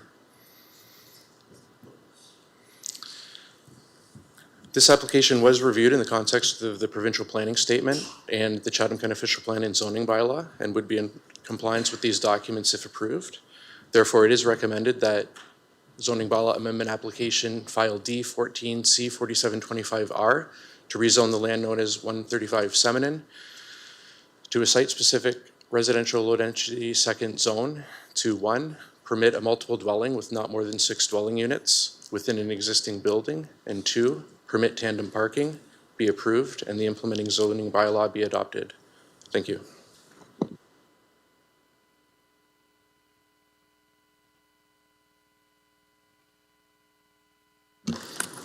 Okay, Mr. Mayor, we'll now go on to the deputations, and I just want to call up that. So we received 8 deputations on this particular item. 2 of them were emailed to council today. They were just email only and are not present tonight, and that's from Cheryl Ann Merriman and Cynthia Hyatt. We have 6 people present this evening to do deputations, and so first I will call upon Zoe LaBelle, and on deck is Nicole LaBelle. I'll remind all of the deputations that you have a maximum of 5 minutes, and a timer will be on the screen for your convenience. Please feel free to push the button for the red light and you're all set. You might just want to move the microphone down just a bit for her. Thank If you you. hear an alarm, give her a second. She is a type 1 diabetic, so we will pause at that moment. Okay. Good evening, Mr. Mayor and Council. When decisions are made about buildings like ours, people don't always think about the kids who live there. Tonight I am here because I am one of those kids. My name is Zoe. I am 12 years old. Speaking here is a little scary for me, but I wanted to come tonight because this decision could affect my family's home. My grandma has lived in our building for a long time. For me, it's not just an apartment. It's where I go after school. It's where I sit at the kitchen table and do my homework. It's where we have dinners and spend time together. It's where I feel safe. When people talk about buildings and renos, it can sound like just plans or numbers. But for families like mine, it's our home. My grandma has lived there for many years and pays below market rent, which is one of the reasons she's been able to stay. My mom, Nicole, lives on a fixed income and has multiple disabilities, so having a stable place to live is really important for our family. I also have type 1 diabetes, which means I need a regular care and routine to stay healthy. Having a home where everything is familiar and where my family can support me makes a really big difference.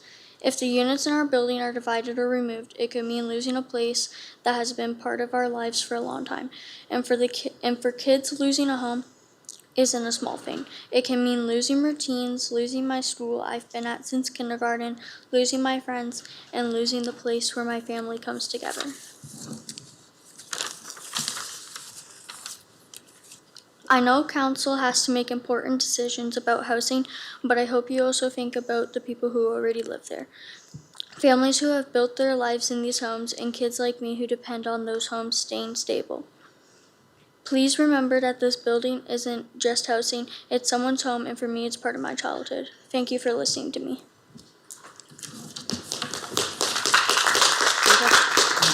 Thank you. Next speaker is Nicola Bell. On deck is Laura Jasper. That's me.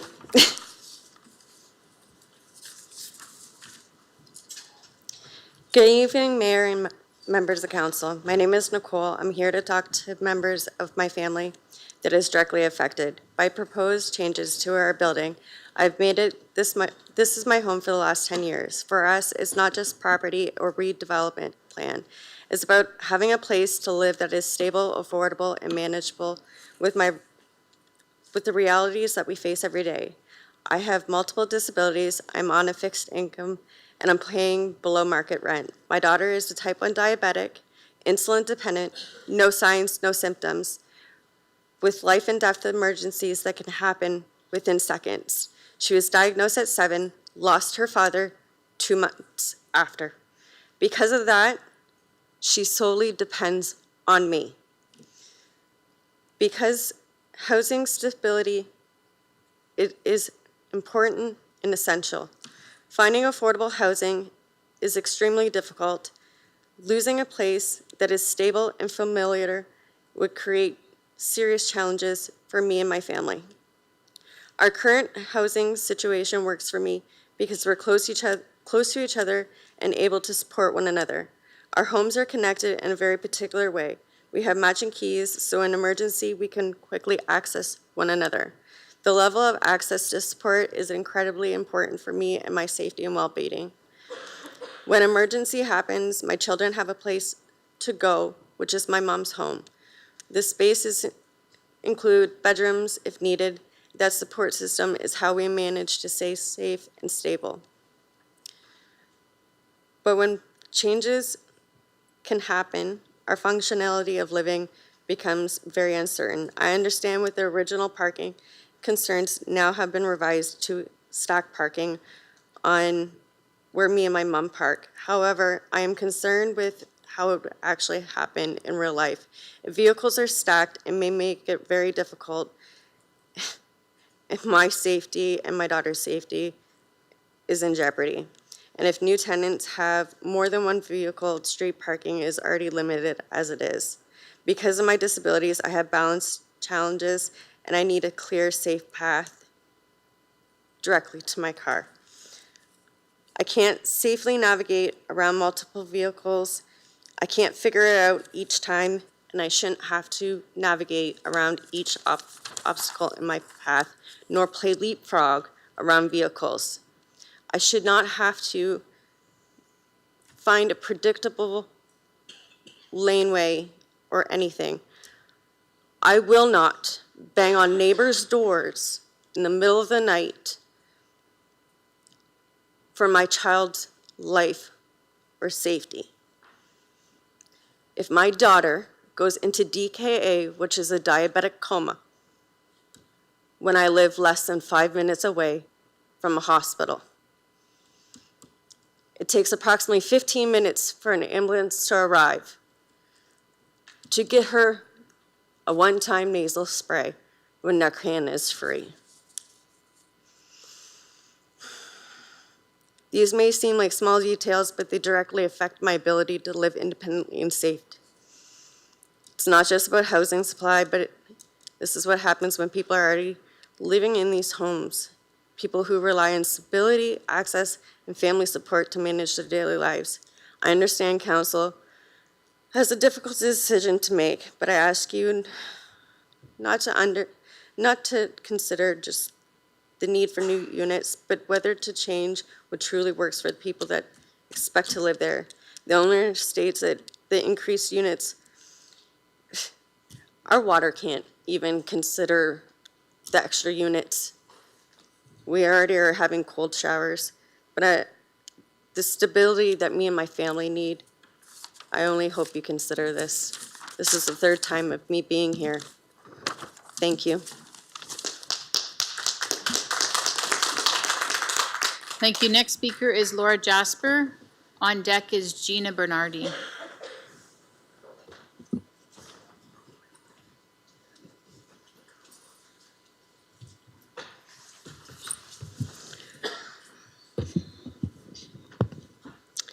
Good evening, Mr. Mayor and members of council. My name is Laura. This is my second time here appearing before the council on this matter. Plus, I also spoke about I also spoke at council in regards to Terrace 40 and the new N13 rental eviction bylaw coming into effect. I live on the Seminole Ave side. I am a long-term tenant of 12 years, paying below market rent, which has allowed me to maintain my home that supports both my living situation and my family's needs. I'm here to speak about the proposed subdivision of existing units and the impact it would have on the families already living there, especially mine. The proposal would significantly change the unit I have relied on for 12 years, reducing a 3-bedroom to a 1-bedroom, split right down the middle.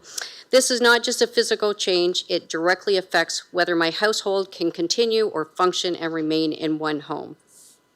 Also, I want to address alternatives. There was already a 3-bedroom vacant unit in the building that could have been used instead of altering occupied homes. Instead, that unit was rented out at market rent just prior to the first council meeting. That decision raises concerns about whether tenant stability was fully considered. We learned about the first proposal through a neighboring homeowner with very little time to prepare for my first council appearance. Prior to that, we received no direct notice from the property owner, who already had a council date, rezoning proposal, and a planner involved. This could have been approved by council without tenants' awareness, potentially resulting in N13 rental evictions. My concern is simple. Tenants could easily be left out of the decision that directly affects their homes. As the owner states, we don't need to know because we are not homeowners, we're just tenants.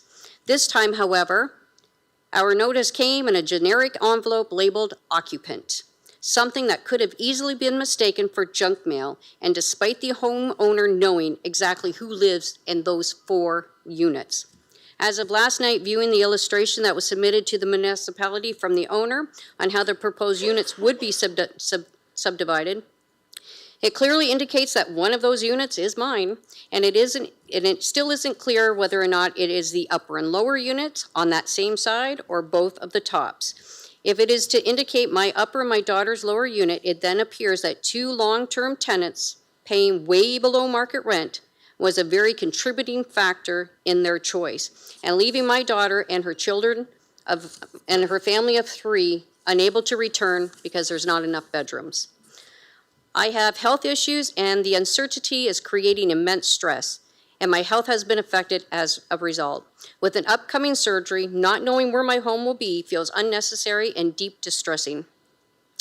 The owner has appeased the surrounding homeowners about front yard parking, but now has created the problem for us tenants, having to park behind each other and to figure out how to get vehicles in and out of all hours of the day and night, or in a case of emergencies.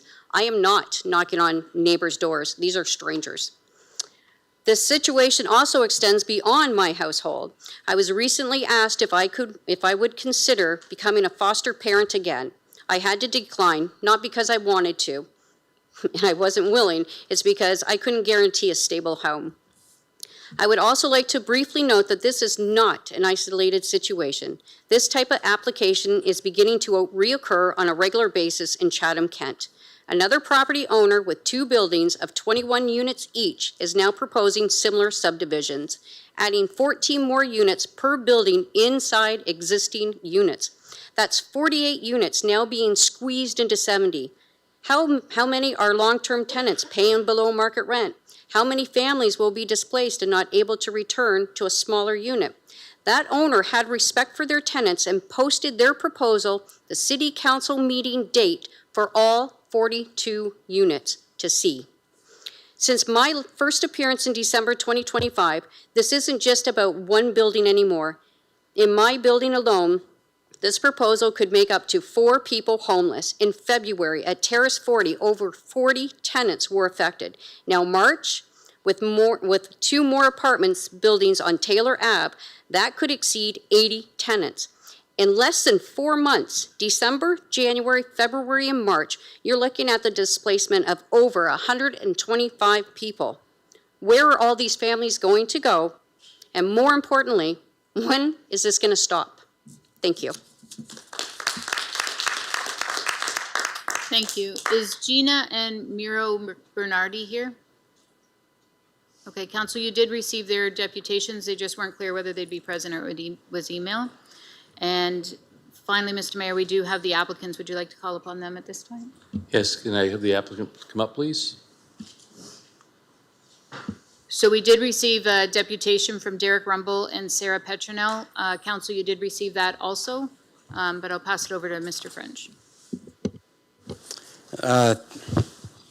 Thank you, Mr. Mayor, members of council.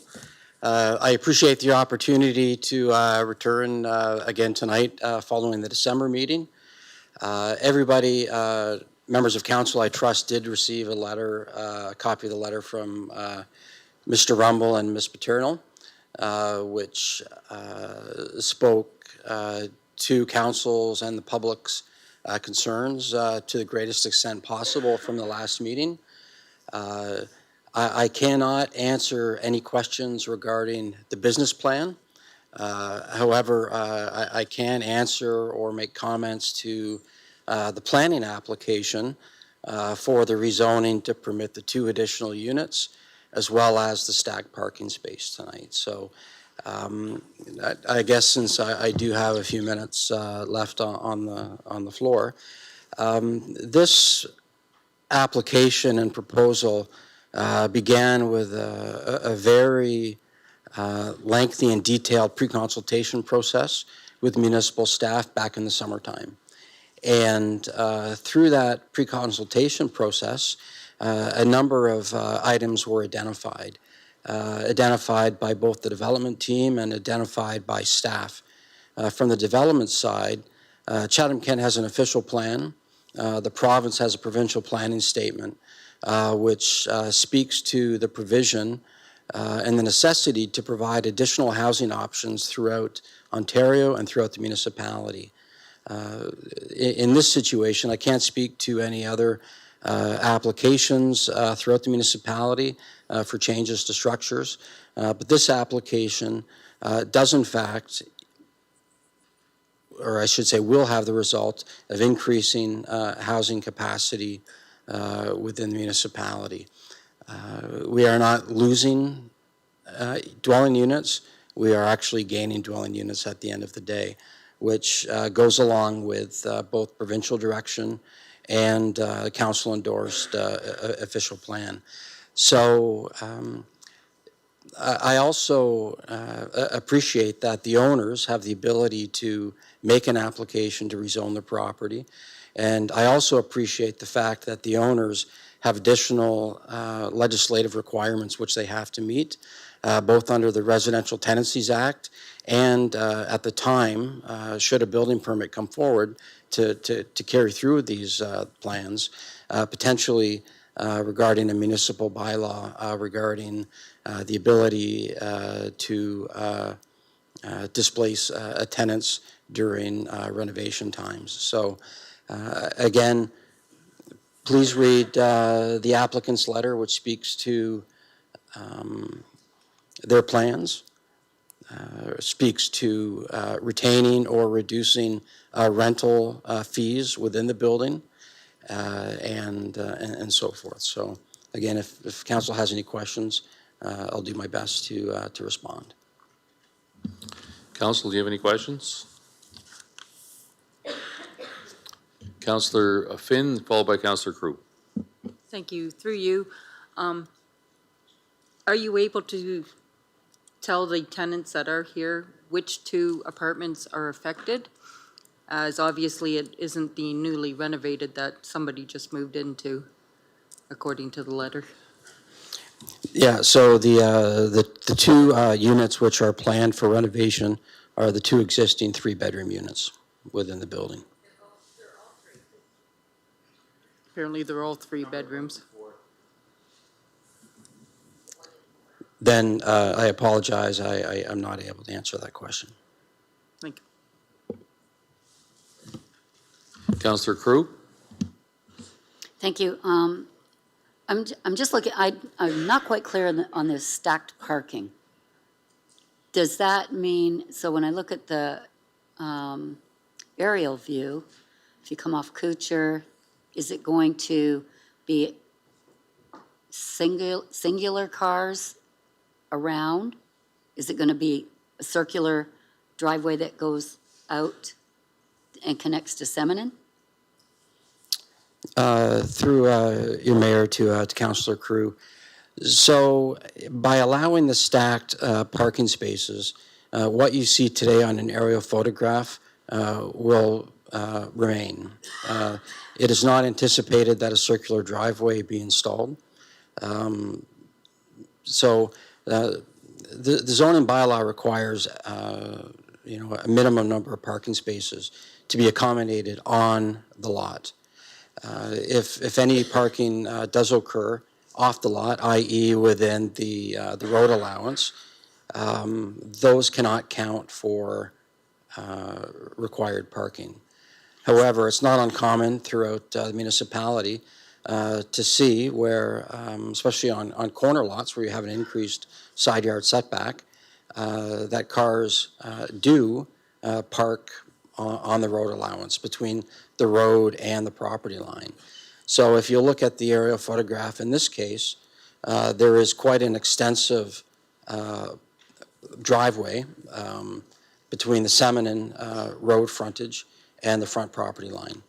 So in saying that, through consultation with the municipality, it was deemed to be accommodating of a stacked parking scheme. Okay. I feel like when I'm looking at this, it looks like if you have at least 4 cars in there coming off of Kuchar, that someone could potentially be blocked in. Thank you. Yeah, it's possible. Yep. Councillor Doyle, followed by Councillor Hall. Thank you, Mayor. And thank you, David.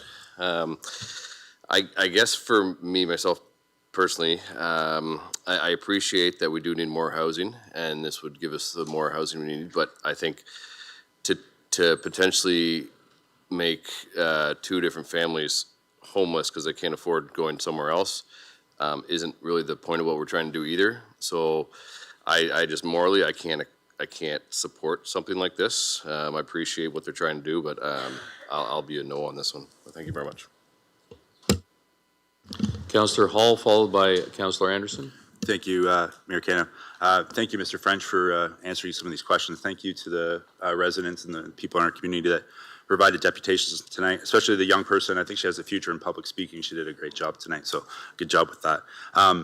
Just a question. I know we've come across these before, Mr. French, but from your perspective, if council turns this down tonight, from your perspective representing the applicant, what's the next steps from if council turns this down this evening? Well, I guess the owners have, a couple different options. One, they can decide just to make do with the status quo. And, as units become vacant through attrition, for instance, they could decide at that point not to rent and perhaps do renovations within the building. Or they could just decide to, make do with the 4 units as they are today.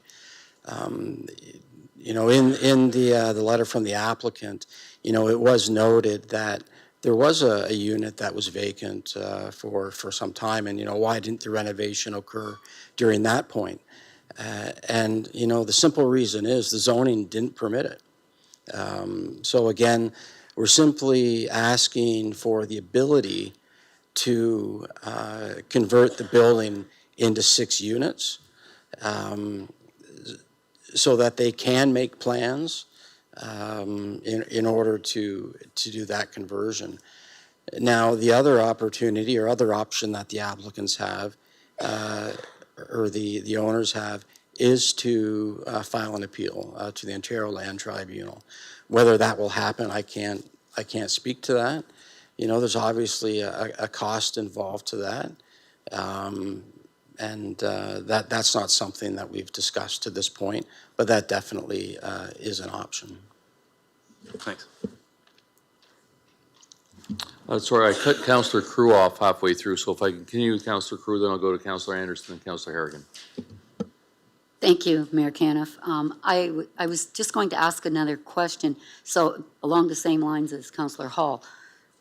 So if this does pass, then the tenants can expect, some of the tenants can expect to get that N13, correct?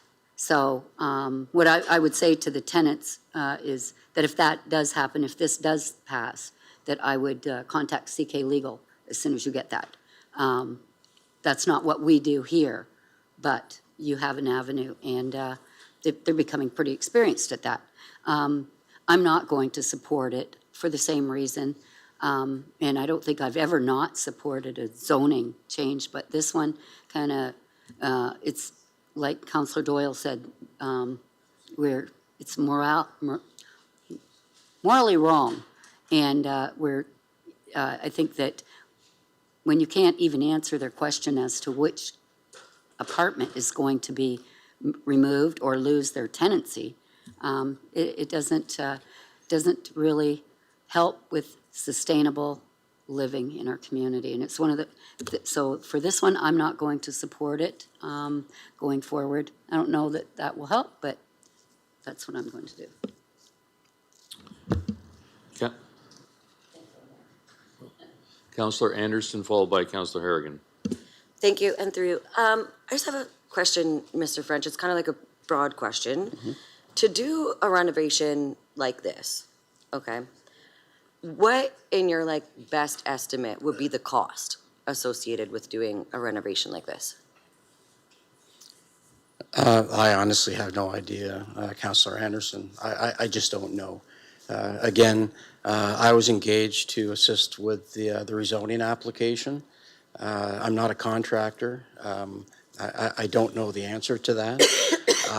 But I guess in broad terms, in speaking with the owners, the building is aging. It needs to have heating and ventilation systems replaced, et cetera. And in order to do that, the most efficient from a construction and cost-effective cost perspective is to have everybody out and start with a blank slate inside. So that is what would happen. Thank you. And I can certainly understand that. I'm just looking on realty.ca right now and looking at houses up to the price range of $150,000 that have 2 to 3 bedrooms. There's 40 different properties here. Why, if the owner wanted to increase housing and help with housing, why wouldn't they just pick a different property and not go through the eviction, the N13 process? Through Mr. Mayor to the councillor respectively, that's a question that you would have to ask of them. No, and I can certainly appreciate that. I can definitely sympathize with the cost of living and property taxes and all this that are on the owner of the property, and them potentially wanting to increase the amount that they can receive in order to offset some of those costs. But I also sympathize with the people that are living there that don't necessarily have another option. For that reason, I really can't support that at this time. Sure. Counselor Juvenile, I'll go to you, and then Counselor Harrigan, you had a question for administration, correct? Okay. Counselor Juvenile, go ahead. Thank you, Mayor Caniff, and thank you, Mr. French. Just a couple questions. How does losing 6 bedrooms into 4 bedrooms create additional housing? I'm trying to wrap my head around that, or am I misunderstanding something? I would actually defer to to staff within the housing, not necessarily planning, but within the housing program department. But I do know that I do have clients looking at affordable housing projects development, and it's based on the number of units. Okay. Okay. In theory, the smaller the units, the more affordable something is. Okay. So again, you're providing dwelling units, Right. not bedroom units. So. Okay. Okay. And my second question is, and I don't know if you've touched on this and I missed it. If that's the case, I apologize. But is there any way to increase the parking to, expand on that laneway? Or is there anything that can be done at all? Through your mayor to Councilor Jubenville, at the December meeting where this application came forward initially, we did have a very viable plan to have non-stacked parking, which would allow one parking space in the front yard, the side yard. And, we did have members of the neighborhood which didn't want to look at a car parked in front of a dwelling. So again, in meeting with staff and the owners, we just tried to come up with a solution that at the end of the day could be a win-win from a parking perspective for everybody. Stacked parking is viable. It is permitted within certain zones and for certain uses within the zoning bylaw. And again, it's not what we originally asked for, but it is what was brought forward at this time. Okay, thank you. I think that in itself is the deal breaker for me, listening to how it will affect this family. And if something happened, that would weigh heavily on me if I knew that there was a situation that arose because of this family being blocked in and they couldn't get out. So I'm going to have to respectfully say I'm not going to support this at this time. Thank you. Any other questions of the applicant? Seeing none, maybe I can invite administration up, because I know that there's a question from Councilor Juvenile that wasn't answered, correct? Oh, no, okay, Councilor Harrigan, go ahead. Thank you to my council colleagues for asking some of their questions. I'm just wondering, Ryan, if you can share, just for clarity, so the proposal is to transition from 4 units to 6 units. And is 4 units the current maximum for low-density residential? Thank you, Mayor Caniff. The current maximum number of units at this property is 4. Yes. And so the applicant in an email noted that, and the representative, that when there was a vacant unit, they couldn't do the renovations to change that 3-bedroom into 2 one-bedrooms because they weren't permitted to do so, because that would go from 4 to 5. My question is there a provincial policy or tool that we could use as a municipality that would allow for that transition, but contingent on there being a tenancy vacancy? So rather than, for example, the owner serving an N13 to say, you have to leave so I can turn this 3-bedroom into 2 one-bedrooms, that we say, yeah, you can do it, but there can't be any N11s, voluntary vacancies, or N13s given. Is that an option to us at this time? To my knowledge, no. I've not heard of that concept. Not to say that it doesn't exist, but to the best of my knowledge, no. Okay, thank you. I also didn't think so, but I think that kind of speaks to the conundrum, right? Like, we want more housing and we want to allow individual owners to develop their properties, but while housing is also at a premium, so too is multi-bedroom rental units that are at a premium. Arguably, it's harder to find three-bedroom units than it is to find single-bedroom units in Chatham-Kent, and I would fathom across all of Ontario. So without that mechanism that we as council have, that I imagine the province could potentially provide when they're looking at provincial policy, without having that mechanism, it's really hard to support these types of applications, because while we're increasing the number of doors with keys, we're decreasing the number of family rental units, and that's really challenging to do for council. So I just wanted to make sure that we didn't have any creative tools, and perhaps at a future time, we may have more creative tools that allow us to do both protect tenancy rights and allow landlords to expand. But in the current state, we don't have those things. So thank you. Councillor Scotchy? Thank you, Mayor Caniff. My comments are going to be relatively short. I think Councillor Harrigan already did a better job at explaining what I was going to say in some aspects. But just in defense to yourself, though, to Ryan's team. So I think the challenge that they get into is the same that we get into, but just a little bit differently. Here, we're asked to make, they're asked to make simply a planning exercise, and they have to do it based on the documents and the data they have from a planning perspective. Where for us, we have to take in the political aspects of things as well as the emotional aspects to things to people. And when people are talking about maybe impacts to an open space behind their yard or a parking lot or things like that around their home, unfortunately, when somebody owns that property, it's just part of the aspects of they have the right to do with their property. And I've always been, like Councillor Cruz said, very supportive of those types of initiatives. Where it becomes a little more problematic with me, and I understand that your exercise doesn't take this into account, is the people perspective. I have a hard time, like exactly what Councillor Harrigan said, if it was, can they do this over time as things transition? But to actually support a planning application that's going to displace people makes it very significantly difficult for me.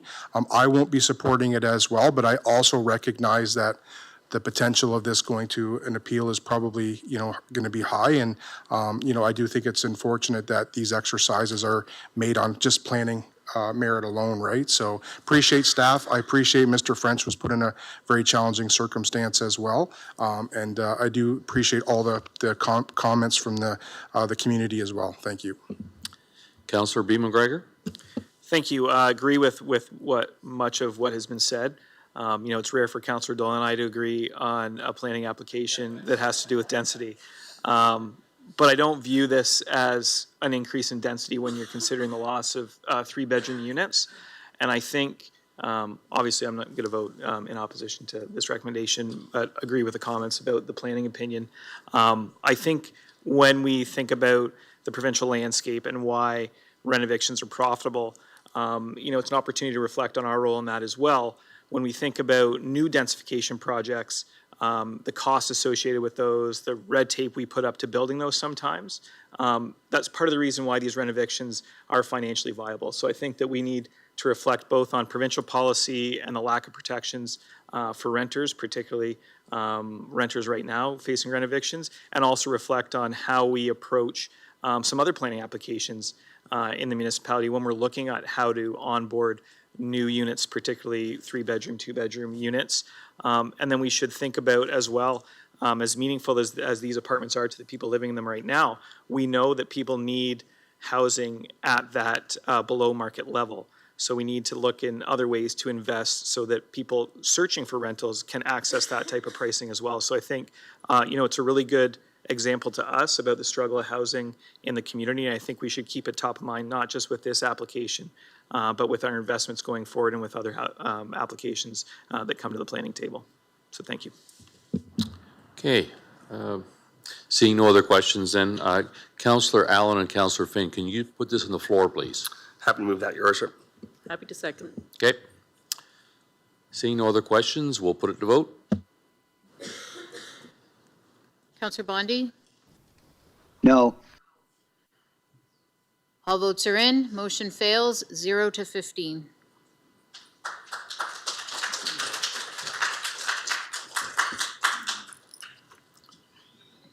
Mr. Mayor, we'll now move on to deputations. And We had 2 deputations. One has been pulled this evening with regards to the lease agreement for the second floor in 66 Regent Street in Blenheim by Lorraine Powell. Council did receive her deputation, though. And the other deputation is with regards to the presentation of the OHL Commissioner. So Mike Crombie, if you'd like to come forward.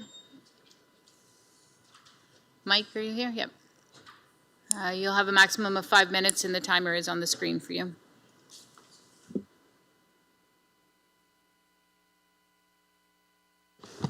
There's the right button. Mr. Mayor, Council, thank you very much for hearing my thoughts. It's just going to be a very brief one. This is the first time I've been here. I'm sure I'll be here on other occasions as well. My thoughts on the new upcoming OHL that we saw tonight have slightly changed. I'm not saying I'm against an OHL, because I'm not. I want the best, same as you, for Chatham-Kent, okay? But first you got to sort of ask yourself, is this really a need? Do we really need it? Are we in a position to have it? Or is this a want, where we all want something? I was raised there's a big difference between needs and wants. Are we prepared to shell out probably another $500,000 to $1 million just to do a simple feasibility study? Are we prepared to do that? Do we have the funds for that? Are we prepared to spend several $1 million for land to sit for a few years till the feasibility study is done, until the arena design is done, till OHL comes on board with an acquisition and an agreement, an actual agreement? As of late, when I've heard council and watched the meetings and everything, funds are running tight. The cookie jar is getting empty. So we have to ask, are we prepared for all these things? Is this a need or a want? Are we prepared to spend several $1 million to have an architect do a design? Or are we just going to steal somebody else's design or borrow it or whatever you want to call it? In other words, there's so many questions that aren't answered. It isn't really what we want. Is it what we need? When I see and look at this, I can see as much as $10 to $20 million being invested in a want. Okay, again, without very few answers to the need. How about we agree on where it's located? Okay, I might want it out by where I live, you might want it where you live. Okay, or is it a need that it has to be in Chatham? Chatham proper, the city. So again, is it a need or is it a want? Our tax dollars from smaller communities, which is where I live in a smaller community, keep getting dumped into Chatham proper. Again, our smaller communities have needs and wants that aren't being addressed. Finally, we pay out all these $1 million in advance and find it won't fly. Or possibly, again, the need or want isn't there. And in the coming year, we have a new council, possibly a new mayor, possibly many changes. So there's a whole vision change. Again, and I think when you approach this, and as we're looking at over the next several times or whatever, you're going to have to keep saying to yourself, is this a need or is this a want? We all want Chatham-Kent to be successful. And it will be. It always has been. We always fight the storm. But the need and the want is what, to me, is very, very important. I might be repeating myself when I say, is this a need or a want? Are we prepared to pay that price as a citizen, as a community, and as individuals? I appreciate your time. All I can say is keep thinking about your needs and your wants. I know our cookie jar is running out of money, and I'm tired, as many other citizens are, of coming to bat with increased taxes to pay for these needs and wants. Again, thank you.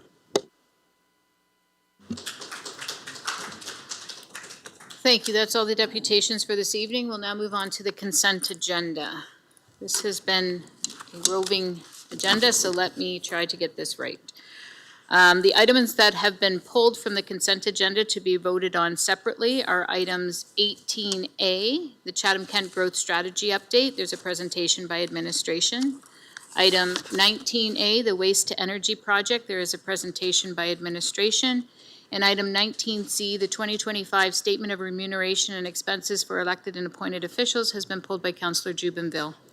Item 20A, the options to expand emergency housing, has been pulled by Councillor B. McGregor. Item 20B, substance use treatment and recovery in Chatham-Kent, has been pulled by Councillor Doyle and Councillor Jubenville. And item 20C, the options to issue requests for proposal to evaluate Chatham-Kent's encampment response protocol, has been pulled by Councillor Bondi. Item 21A, the winter control fleet expansion, has been pulled by Councillor Wright. And 22A, the 2026 and 2027 municipal insurance renewal, has been pulled by Councillor Story.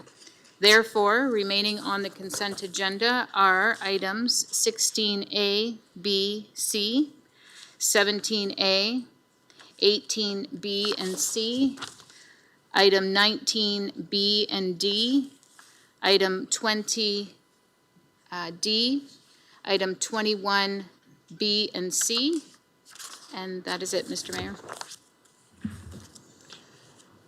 Councillor Thompson and Councillor Story can each move the consent agenda, please. So moved. Happy to second, Mr. Mayor. Any questions? Seeing none, we'll put it to vote. Councillor Bondi? Yes. All items, all votes are in, and motion passes 16-0. We'll go on to item 18, Development Services. 18A, Chatham-Kent Growth Strategy Update. We have a presentation by Bruce McAllister, General Manager of Development Services, and Gord Quinton, the Chief Financial Officer.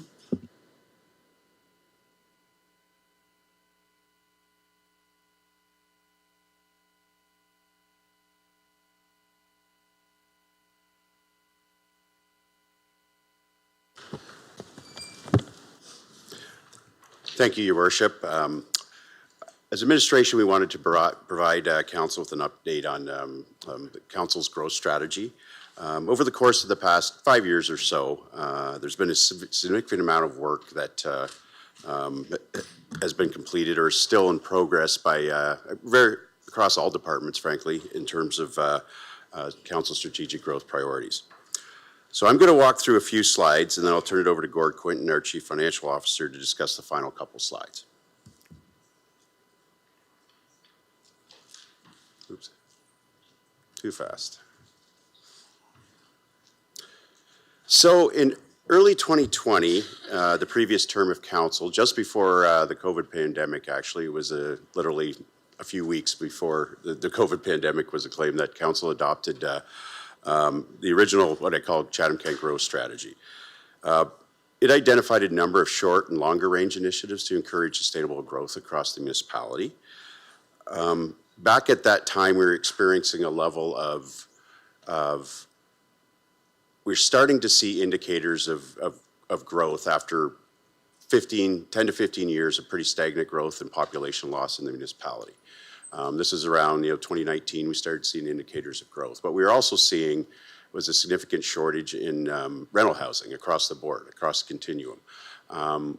One of the reasons is we hadn't seen a new apartment built in 25 years. You've heard that before across Chatham-Kent. So with that, there was a number of pieces in the growth strategy that council directed administration to look into at that time. It also established 3 key targets. These seem to be pretty lofty targets back at the time, but I'll go over a few slides about our current population indicators in a minute to show where we're at. So at the time, we were looking to increase our annual population rate by 1%. Jobs to increase at an annual rate of about 0.5%, and tax assessment to increase at an annual rate of 1.5%.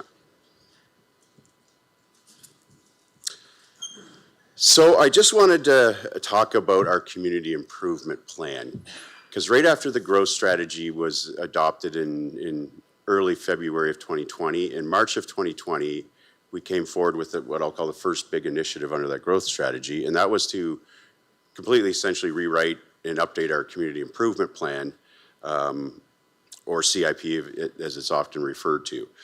And I think maybe just to recap, so everybody's aware of what a CIP actually is. It really is a municipal planning tool allowed under the Planning Act, used to revitalize designated areas in a community, or potentially target specific uses through target policies, grants, and financial incentives that we're trying to improve in the community.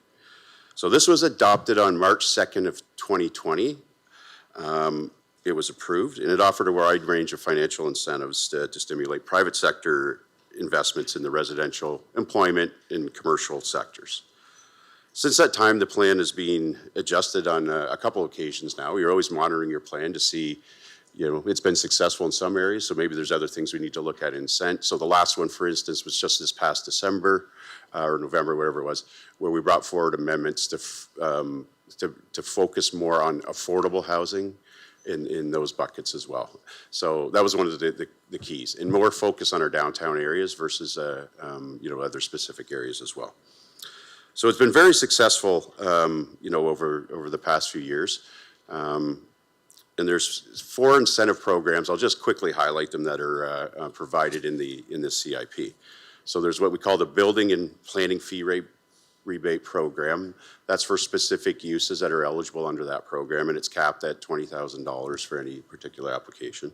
We have the Facade Improvement Program, which is now, it was open to any commercial development, but one of the changes was because there are limited dollars and we wanted to see more of a target to our downtown cores, it applies to our downtown cores. So what is that? It applies some grant dollars for investors looking to improve their street frontage facades, right? The other one and the other reason we shifted some more dollars to residential conversion and affordable housing grant. So essentially there's grants available for if you convert potentially old commercial space on the upper floors to residential conversion for more housing units, or potentially you're renovating those spaces. And there's specific grants if you're creating what is defined as affordable housing as well. And then probably the most popular one is what we call the property tax increment equivalent. That's a mouthful.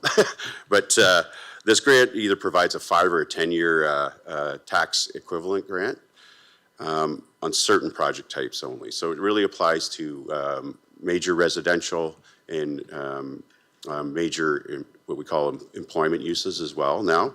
It's been adjusted as well. So just so we're clear on that, so these are only offered on the tax difference after you make the improvements to the property. So you always continue to pay the tax you're paying now on your property. What this does, it provides an incentive over a certain period of time that you'll be able to rebate back the taxes on what your taxes increase by after the redevelopment or development of the property for a limited time. So since inception, like I mentioned there, we've had over 360 CIP grant applications that have been approved since March of 2020. So it's been a very popular and successful program since that time. It was originally initiated in 2020. So I just wanted to quickly now hit on, I won't read all this in the sake of time, but back in this 2023, I guess, early 2023, this term of council then adopted their current strategic plan, 22 to 26. And I just wanted to focus on the priority of grow our community. It was kind of reemphasized based on that original growth strategy from the last term of council. But the key pieces here are make sure we're still having an ample supply of available service land and strategic investments related to infrastructure, maintenance, renewal, and expansion. Obviously, complete work on our new official plan and other key master plans to appropriately manage growth and capital infrastructure investments. Obviously, focus on those infrastructure investments that will leverage redevelopment, intensification, and underserviced designated land opportunities within our urban growth areas before expanding into underserviced greenfield agricultural lands. Obviously, engage with our other utility providers to advocate and coordinate strategic investments and support growth. Obviously, we're talking about our electrical and gas related to utility providers there for the most part. The airport was identified as explore opportunities. That's being done under a separate feasibility study. And then finally, develop opportunities for growth along our 401 corridor was another key strategy. I'm not going to spend a lot of time on these next few slides, because you essentially seen most of this in the two presentations at the last council meeting on workforce development and the VMA study. But I think it's just important to highlight again. So as of July 2025, StatsCan released their latest projections. I guess, again, these are their population projections. Obviously, we'll be going through another census this year, and we'll have that data, probably about this time next year will be the first tranches of that data. But our population now is estimated to be just a little over 113,000 people. In the last year, during that window, it did increase by an estimated, 1,373 people, or 1.2%. Making the fastest single growth rate in more than 20 years around here. So going back to the original target of 1%, which I honestly, when we did that, I said, because we were negative before that, right? So we have seen this growth over the past couple of years. And just going back to 2016, 10 years ago now, it's about an increase of 8.1% overall.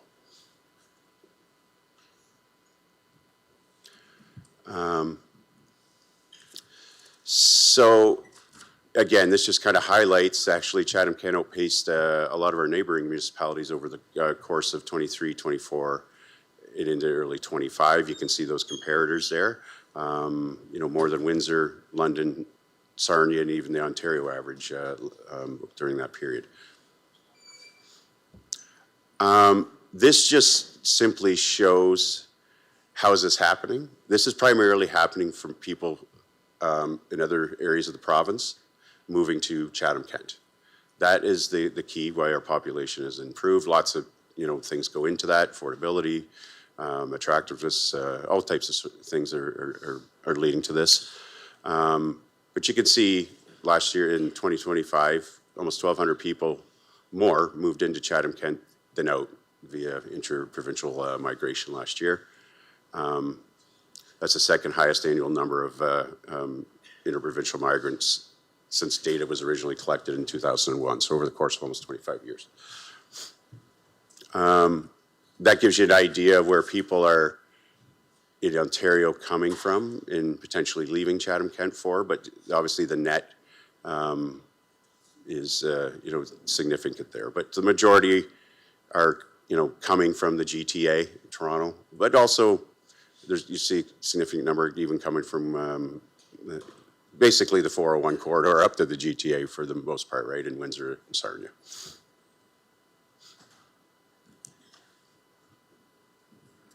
And then by group, I think it's really just want to highlight here, it's not just a bunch of retirees coming to the community, it's actually young families. Like 25% of interprovincial are, less than 15 years old, or even within that, 25 to 44 age range in terms of, workforce-ready people.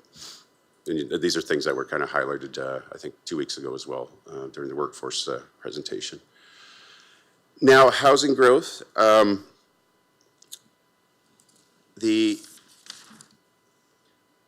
data is based on building permits being issued, but it's the number of housing units by permit. So, for instance,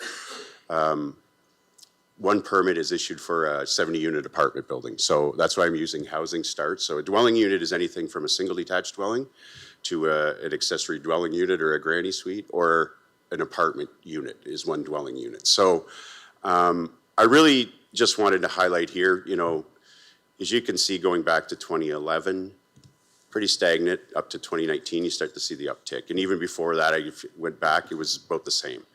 We're essentially plugging along with between 90 to 125 single detached housing starts per year. Nothing really in the high density or multi-density type dwellings. So you can see that surge start, just before COVID, and then we saw that boom. CIP for apartments was introduced in 2020. About 70% on average over those 5 years are multi-unit dwellings. about 30% are singles, which is pretty consistent with the average we were doing for a number of years. But the majority of those new units are coming in medium, higher density type dwellings.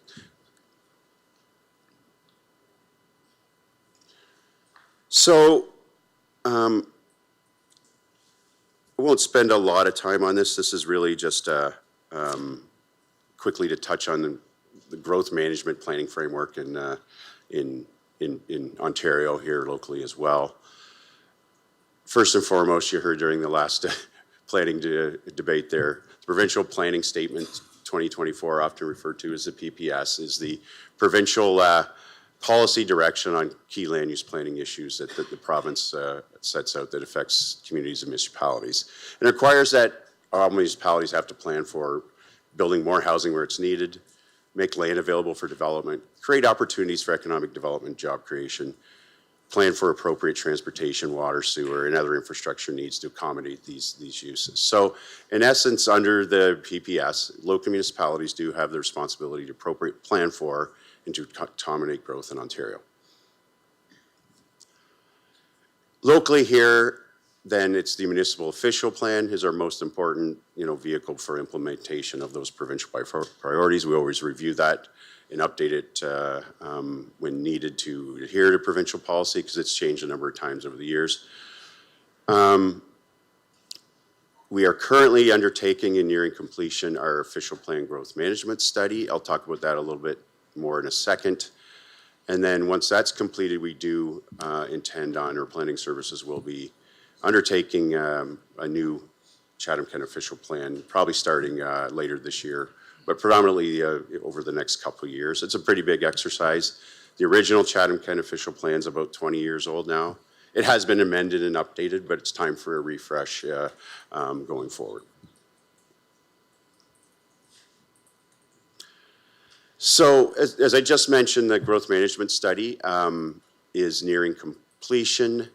And this is really looking at what are our land needs going forward, just generally speaking, for residential employment, recreational, institutional, commercial land needs. Do we need to look at expanding our urban boundaries for future growth opportunities? So going through that exercise, it started essentially beginning of last year, identified a number of options to look at. While there are some land needs, required in Tilbury, in Dresden, some adjustments in Wallsburg. Generally speaking, there's enough land currently in Blenheim, Ridgetown, and Wheatley. There's a significant amount of land yet that will accommodate growth forecast over the next 25 years. But what it did suggest in the Chatham area, there is a strategic allocation, looking beyond 2051. You can plan out a little further for employment lands now. So when I'm saying employment lands, I'm talking your traditional kind of industrial lands, right? The province has a higher level of protection on those. They are looking for municipalities to designate larger blocks than has been traditionally done as well for larger opportunities, if possible. So right now it's driving out about 200 hectares or about 500 acres of land need, potentially around the Chatham Bloomfield 401 corridor. This stuff is now posted online. I'll talk about that in a second, the options, and it'll be coming to council here probably in May for a final public meeting and decision on those boundary expansions. But it also is driving out the need for, a little over 400 acres of residential, recreational, institutional land needs. It's kind of lumped in the same when you think about it. Sometimes recreational uses are predominantly located in residential areas like schools, churches, recreational facilities, right? And then specifically commercial land need now of about, 54 acres. To give you all a perspective, I did this work for the municipality going back to 2013-14, the last time this is, there was an update. There was no land need at all. Going back to, we were declining population growth. So it kind of gives you an idea of where we're at now compared to 12, 13 years ago. So I just wanted to highlight again, there was a drop-in session about those preferred options a couple of weeks ago. It was Tuesday, March 10th at the Civic Center here. But there's still an opportunity for those who want to participate through an online survey. It'll be open till at least March 30th. but obviously there are people contacting planning services as well, those that are probably most impacted that are landowners.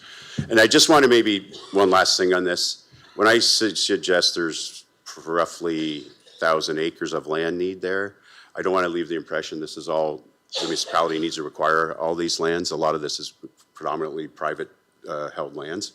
Maybe there's some need for municipal lands in the future here, but I just wanted to make that point as well. So the next couple slides are really just a recap. As I mentioned, there's been a number of other master plans and strategies that administration have been undertaking, have completed, or still in the process of doing that still link back to council's growth priorities here. So I'm just going to kind of talk about the key focus of each of these plans, remind council what the 10-year capital cost estimates are. And most of those, they do identify a land need in there as well. That has been, high-level estimates have been included in those capital cost estimates in those plans as well. And then I do want to note, though, this is really just to provide council with a level of magnitude and understanding of what those plans are saying are going to be required over the next 10 years. While a couple have been adopted by council, all future funding decisions will still come back to council on specific projects, et cetera, for approval and decision later in the future. So I just want to make sure that's clear. We're not talking about making any recommendations here tonight. We're just kind of giving you a high-level recap of what's gone on over the past few years. So the first one here is we did complete two pretty major neighborhood planning studies over the course of the past few years. That's the Wheatley South Secondary Plan and the Walsburg Secondary Plan on the south side as well. The key focus of both of these plans are really community regeneration and revitalization and to provide new growth opportunities specifically in the Wheatley area. In that, there's a 10-year capital cost estimate. A lot of this is more related to the Walsburg Secondary Plan for shoreline work, potentially park, the parkette that's proposed there. The Wheatley Plan generally would be mostly privately funded development as it comes forward. Land acquisition requirement, yes, most of it has been acquired. Again, in Walsburg, the municipalities managed to acquire some of those lands. There's maybe a couple small pockets left that we're still looking into. So not a huge land requirement. Fire master plan, again, it was adopted a couple years ago. Again, the key focus of this is safe and healthy communities as far as its vision. 10-year capital cost estimate right now, this is just basically for land and buildings, like a new fire hall we've heard about 20 million was identified. Obviously, that will require a land acquisition at some point. Parks and Rec Master Plan, again, just recently adopted this past December. Key focus, active and healthy people. 10-year capital cost estimate, including the various land requirements that were in there as well, about $225 million. Stormwater master plans, Ridgetown, Tilbury, Shrewsbury, all adopted. Obviously, a key focus on those is community safety, flood mitigation, and safe communities. 10-year capital cost estimate, $45 million. There is a land acquisition requirement predominantly in Tilbury for a couple of ponds. I wouldn't say it's huge dollars, but there is a land acquisition requirement. We just wanted to acknowledge that Wheatley and Blenheim stormwater master plans are to be initiated probably later this year as well. My final slide, and I'll turn it over to Gord for the last couple, is a few other plans. So last year, obviously, came forward with the 2023 PUC Water and Wastewater Master Plan. Obviously, there's a number of reports on that. It was recommended that it be revisited based on some, up-to-date information. So that process has been initiated. The target is to have that completed roughly about this time next year. Obviously, it's a key focus on growth planning and critical infrastructure services, right? That original plan did identify a 10-year capital cost estimate of about $1.1 billion. Some land requirements potentially for things like pump stations, et cetera, as those projects come forward in the future. The Southwest Chatham servicing study, it was essentially, well, there's been a lot of work done in this, but it makes sense now to incorporate the rest of the work fundamentally into this master plan update with the PUC. So those costs will be rolled up into this new master plan. But really that is a study that is focusing on what infrastructure is critical to grow in that southwest area, Chatham, towards the 401 potentially, right? So that's what that study was about. Potentially some land acquisition in there as well. Strategic Housing Action Plan, that's going to come to council in the next couple of months. I don't want to commit to a date tonight because I'm not bringing it forward, but I know it's around May-ish is what we're targeting. It's nearing completion.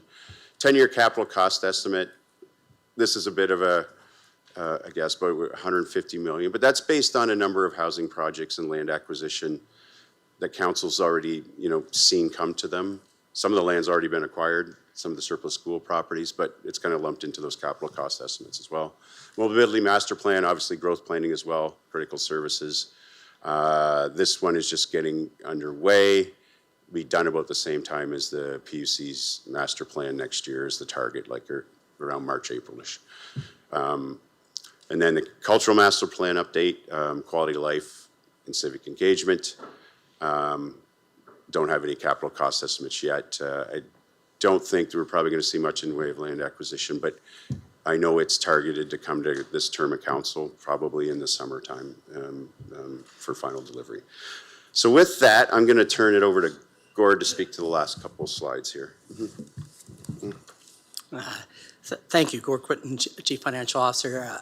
Just 2 slides here. Funding sources. So there's 9 funding sources on the screen of where we pay for these things. Our capital plan, taxation, development charges, water, wastewater rates, senior level funding, assessment growth, host community benefit revenues, municipal investments, and that we'll have those expiring CIP tax grants, and also debentures. When you go through these funding sources, you notice that increase in taxation and or water or wastewater rate increases are only 2 of the items there. There's lots of other sources of revenue. We've been having great increased assessment growth, and we've been able to financially support some of the growth-related costs increases in our 2024-2027 multi-year budget with assessment growth, particularly emergency services, where we funded $750,000 of fire master plan issues and $1 million for the police staffing requirements, all from growth, not new taxes. We've been bringing to council various energy projects, specifically the battery plants. None of them have been successful to date to be announced, but they have a potential for very large assessments, taxes, and again, community benefits, host agreements. The waste energy plant, which is the next presentation we'll be talking about tonight, great partnership opportunity for new revenues to offset taxes and rate increases. And we're doing great on our investment portfolio, bringing in over $10 million annually to reduce taxes in the multi-year budget. And in fact, we've been over $16 million of revenues the last couple of years, and we're approaching filling up our risk reserve with an appropriate target. That excess will be available in the next multi-year budget as well.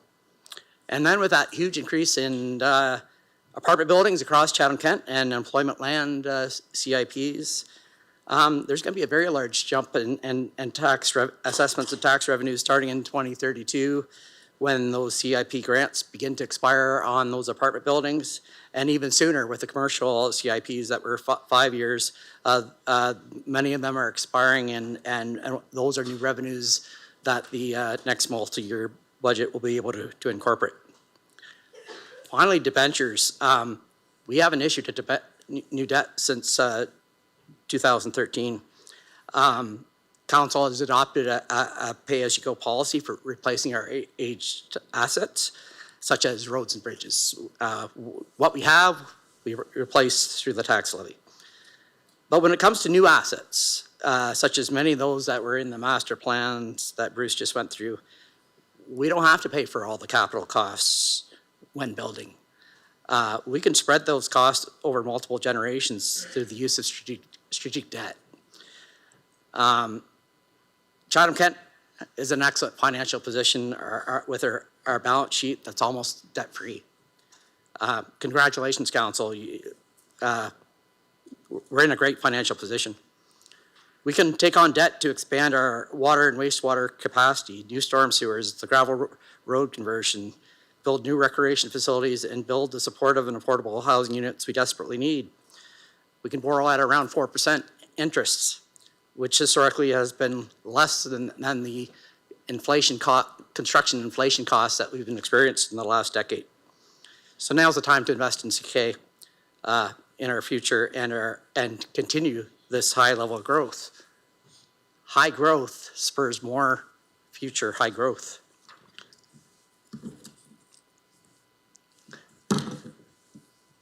So what does all this mean?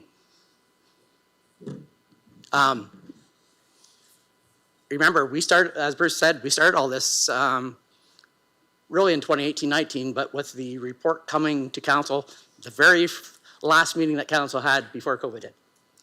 So this was not a reaction to COVID. This was a reaction to our decade of decline, where we lost thousands of residents and an assessment base.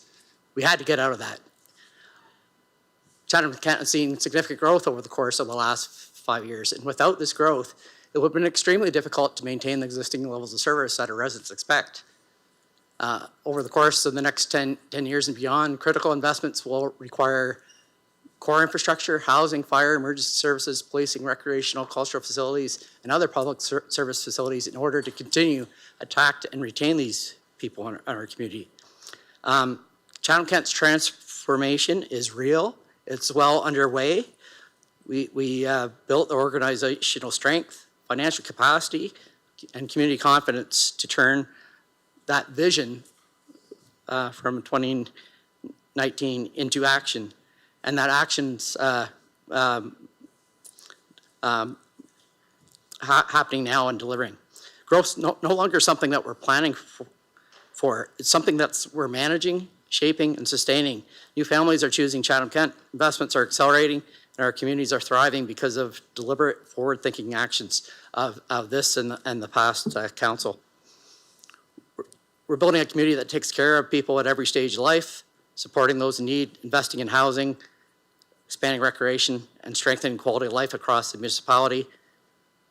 We are investing with purpose, building the pathways on Park facility, for example, to support our unhoused residents, and advancing the plans for about 50 units of supportive housing in the former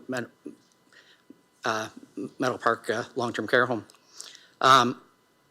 We built some new recreation facilities already and have more on the way.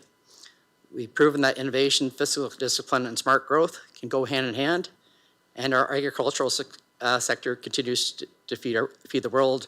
Our commercial sector is expanding, and our cultural identity is being shaped for the next generation. Chatham-Kent operates with a low-cost structure, a lower cost structure than our peers across the province, driven by innovation, sound business-minded decision. And this is really a pivotal moment for Chatham-Kent. We have the momentum, we have the capacity, and now we have the opportunity. The choices that we make today will define our successes tomorrow. And now's the time to think boldly, invest confidently, build intentionally, so that Chatham-Kent not only grows but leads. We're ready to build it. So Council, thank you for your direction over the last two terms that got us here. And that concludes the growth strategy update. And Bruce and I would be happy to take any questions. Councillor Crew, followed by Councillor Sakachi, then Councillor Story. Thank you, Mayor Caniff. Thank you, Bruce and Gord. It's really interesting where we've come from. And I looked around and I thought, maybe Gord might remember this. But do you remember we did this marketing plan to try to get communities, Toronto and everybody, to come here. And I remember it was a booklet that we were promoting, so it worked. So I think that, you know, all the way along, all the things that we have done, from that to the community improvement plans and all of those things, the growth strategies. So you congratulate us, but really, we get recommendations and ideas from staff. So good work on all of us. So I think that we all deserve a kudos on that. Just a couple questions about the presentation. So in the very first slide, you have 3 targets: population increase, job increase, and tax assessment. So you mostly talked a lot about growth, which really supports everything else. But could you touch on just briefly the job increases or tax increase, where we landed with those targets? Tax assessment, I said increase. Thank you, Mr. Mayor. I'll start with the tax assessment. We've met those targets. Okay. And I think, you know, as Bruce and the presentations at the last council meeting, we've met those population targets too. So I think we've met everything that we put into those targets. Even the job increase? Yeah, if you want to. No, that's Yeah, okay. for the most part, I didn't want to rehash all that because it was essentially, there's a lot of detail in that Briefly. workforce development presentation last time. And there's some nuance to it, but yes. Yeah, so essentially, yeah, we've met those targets. It's good to hear. Yeah. Thank you. When does some of the community improvement grants expire?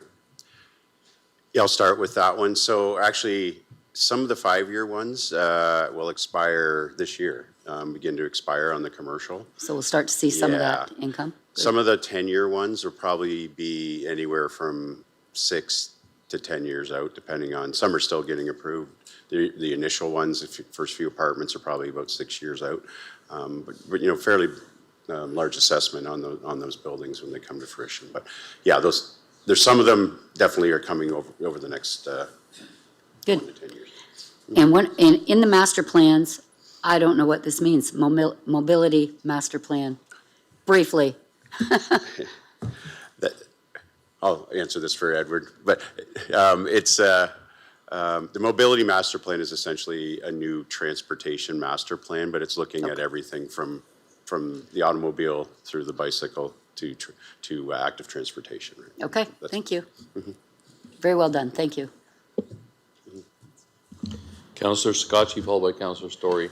Thank you, Mayor Kenneth. First, just just a comment. I remember just newly elected going into Mr. Norton's office after hours one day and talking about the CIP programs, and I don't think anybody would have ever thought that you know, it would have been this successful. And even yourself, Gord, I'm guessing when we started talking about this is probably something that you never would have imagined to see this type of growth, especially when it comes to residential units. So big props to everybody involved.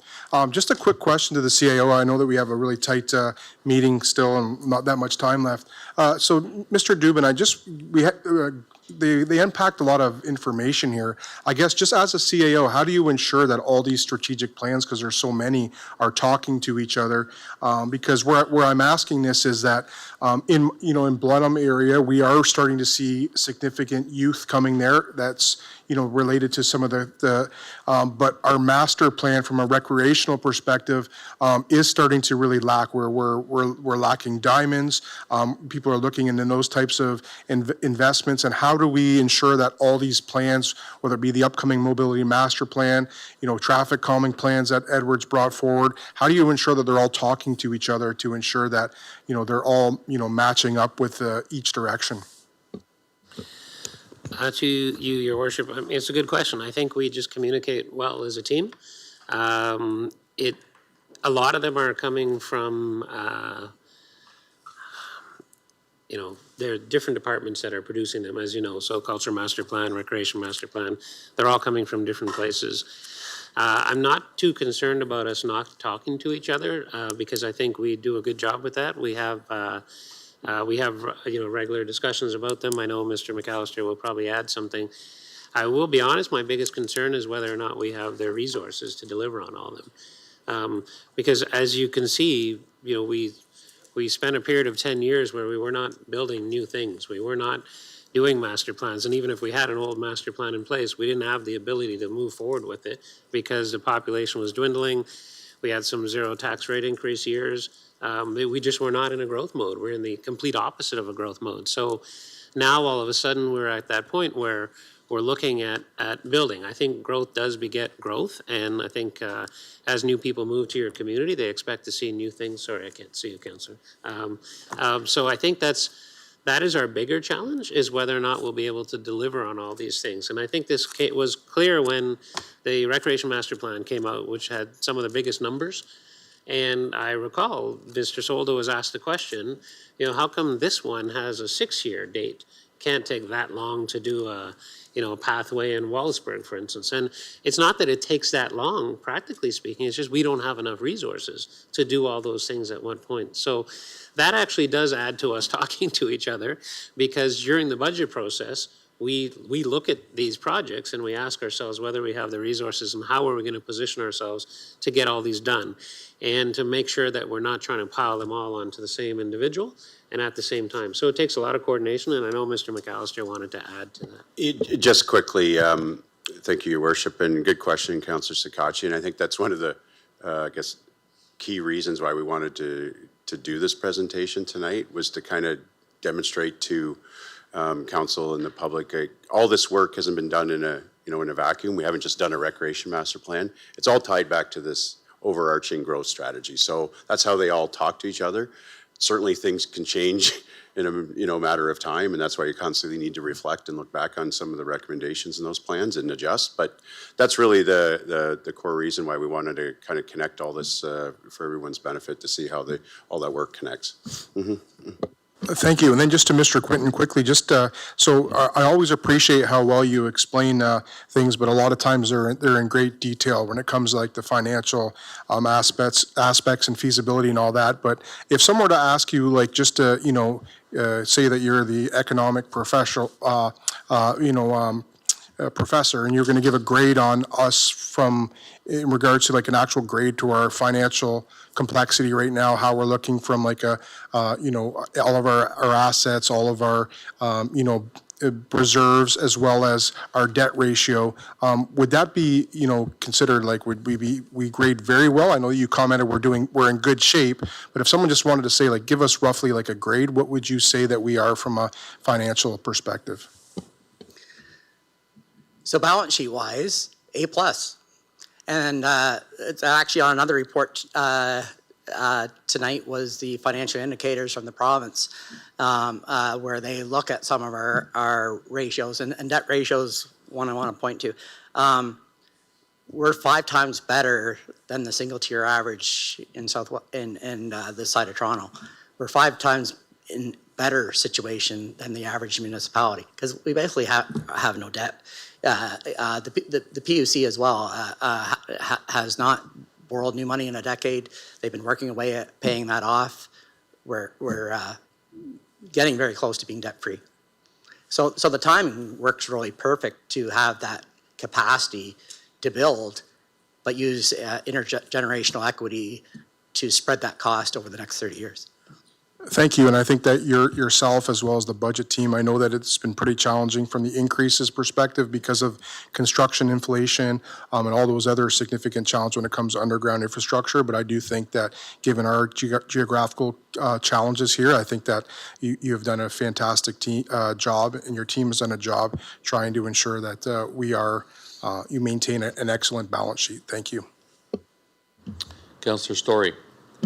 Thank you, Mr. Chair. Thanks, Bruce and Gord, for that detailed presentation. There's a lot of really important and helpful information there, so I appreciate you taking that time to share it with us.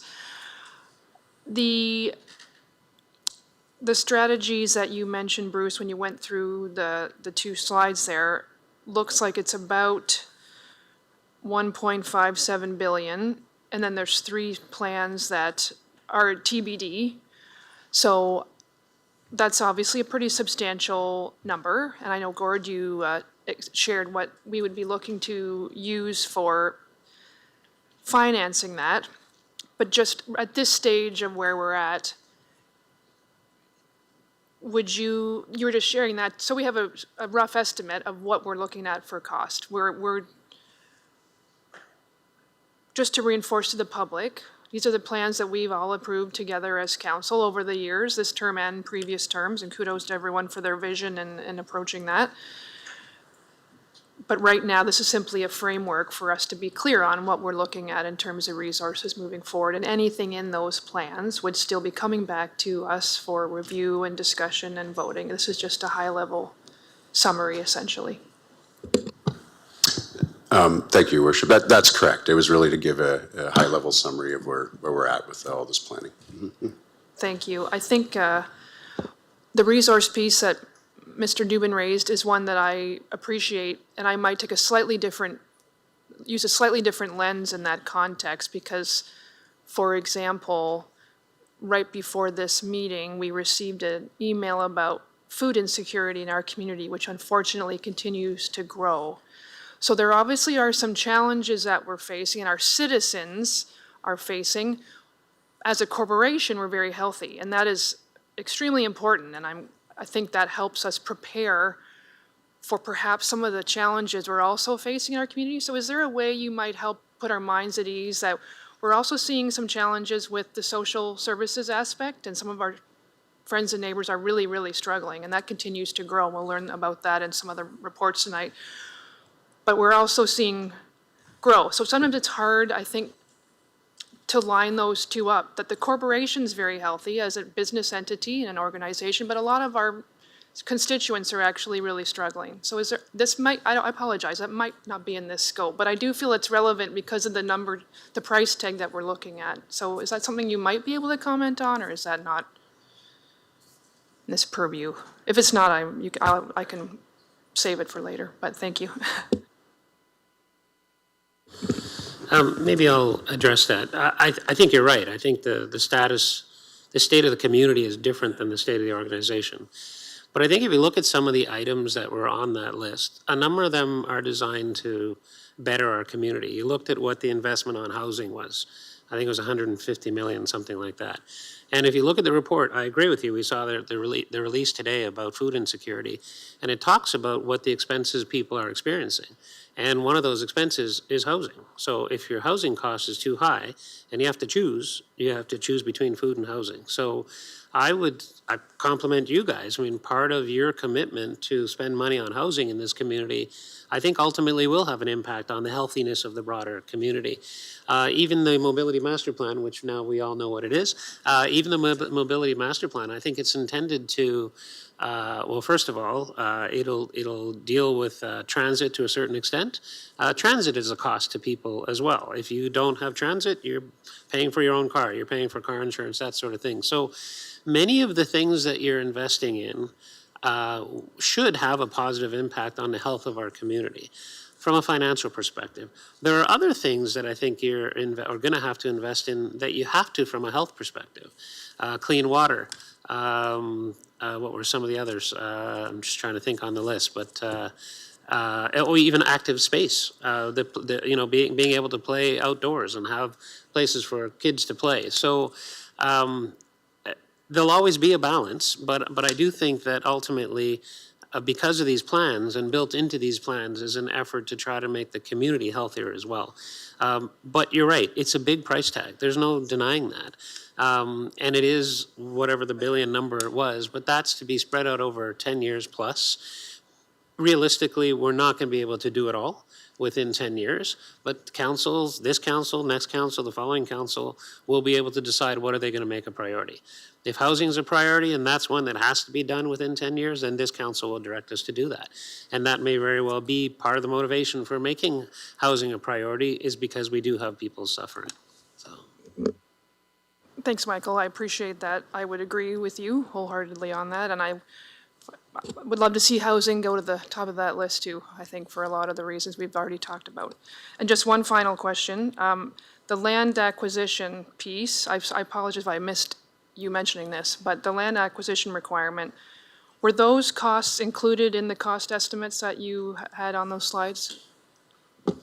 Yes, most of the master plans identified a high-level estimate for land acquisition within them as part of the capital cost.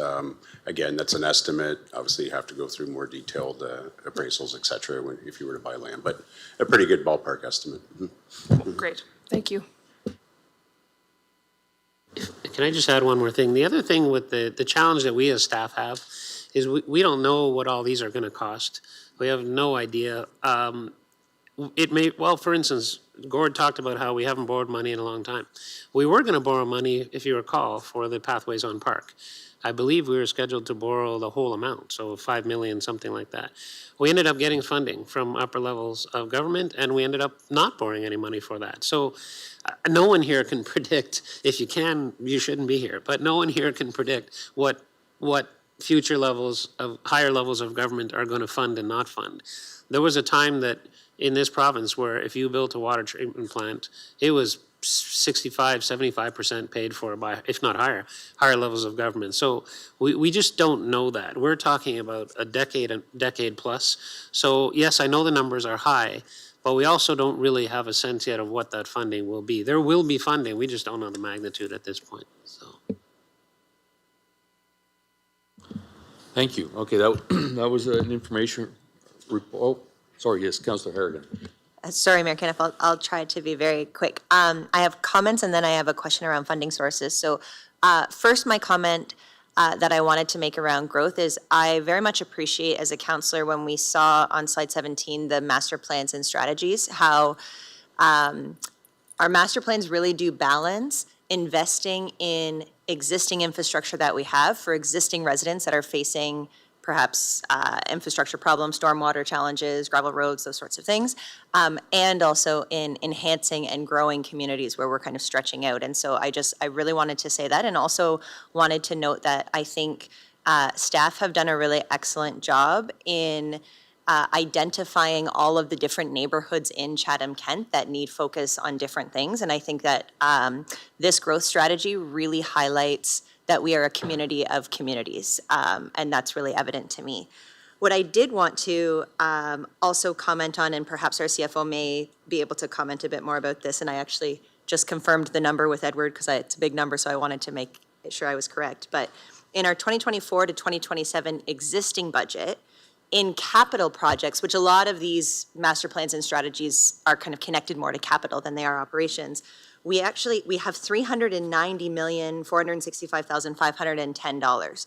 So that's money that is planned, that's part of the operating budget that goes into capital and then pays for some of these projects. So while I wanted to call attention to that, because while these numbers are big and scary, when you look at them, we also have a very large capital budget in the multi-year budget that pays for some of this. So it's not like we need $150 million in new taxation revenue or new provincial funding revenue. Certainly, if we get the provincial funding, we can do more. But we also have our multi-year capital budget that we follow. So I wonder, Gord, if you can comment on that a bit. Thank you, Mr. Mayor. History of Chatham-Kent, we started with an annual budget of zero. Maybe $1 million or $2 million. We're now up to our annual life cycle budget's around $90 million, and in that we have a portion that we put aside for new I'll call them new to the fleet types of things. We're doing a pay as you go. We couldn't do that for the first decade of Chatham-Kent. We borrowed money to just fix the roads. We've now paid off that debt because that was a lot of 10-year debt. So that debt's all gone. And we're now a pay-as-you-go. Like the successes that we've had as Chatham-Kent over the last 25 years are amazing if you really think about the things that we faced. And like Michael said, almost every township, whether it was a bridge or a water plant or whatever, often it was 75-90% funding from upper levels. Now we're 10 to 15% upper levels from upper levels. So we've come a long way. Can we do everything in these master plans? No. That's actually on the PUC. That's why they're taking a second look of, is it extending the time frame, for example? Is it what's actually going to happen in the next 10 years versus maybe some of those go out 15, maybe some of those things can be extended. And so that's going to bring it down those numbers as well as that work's completed. So it's, and like everyone said, every decision eventually comes back to council to make that final decision on whether we're going ahead or not with any of these projects. Great, thank you. Thanks for the great update. So I'm looking at the time. We have 50 minutes till we need an extension. We still got a fair amount of meeting left, so just heads up on that. With that, we'll go on to item 19, Finance, Budget, Information, Technology, and Transformation. Waste to Energy Project, we have a presentation by Gord Quinton, Chief Financial Officer. So unfortunately, you get to hear my lovely voice for another about 20 minutes here. So I'll get going. Tonight, presenting a educational and informational presentation on the proposed waste to energy digester in Chatham-Kent.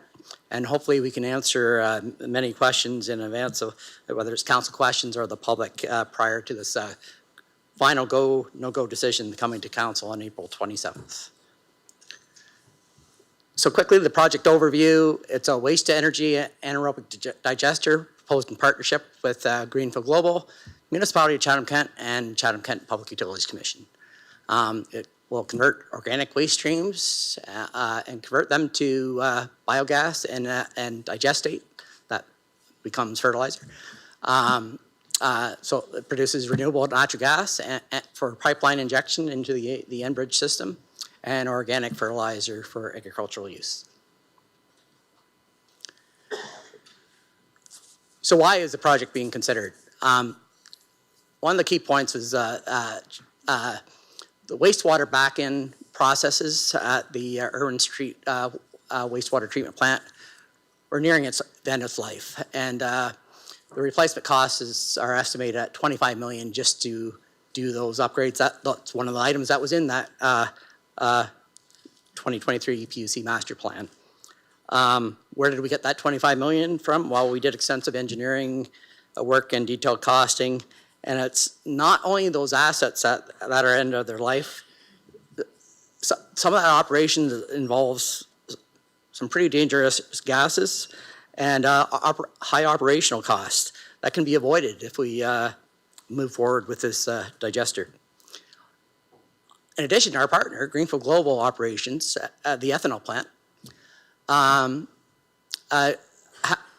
are having to enter an overstrength wastewater agreement with the PUC because what's coming out of that plant is too strong to meet the PUC bylaw. And so, they're paying upwards of over $1 million a year on that as well. And it's not revenue to the PUC, it's revenue to take care of the extra costs that they're facing, whether it's damaging pipes or equipment. So it's not, just want to be clear, it's not a moneymaker to the PUC, it's just cost recovery. So the PUC would be very happy to no longer have that that agreement with the Greenfield ethanol plant. So for the background, we began discussions in 2021. Greenfield already does this. They operate a anaerobic digester facility in Brennes, Quebec. Anaerobic digestion is a mature technology used extensively in Europe and across the world. The off-gas, global demand for renewable natural gas has greatly increased over the last decade, and that demand's not going away. In fact, the world demand worldwide keeps on going up, and in Canada, as we look for greener, lower carbon solutions to our energy needs, renewable natural gas is high on the priorities. Where is it going to be located? It's at 175 Bloomfield Road. If you take a drive down Bloomfield, go north of the current ethanol plant, you'll see a parking lot. That's the site. But it needs a little bit more land than that. That was about 5 acres there, and it needs a little bit more land. It's going to purchase a couple more acres of land off of the PUC sludge drying field that backs up to it, and also Greenfield Ethanol has some excess land on its property too, so it's going to slice off quite a few meters and transfer it to this property as well.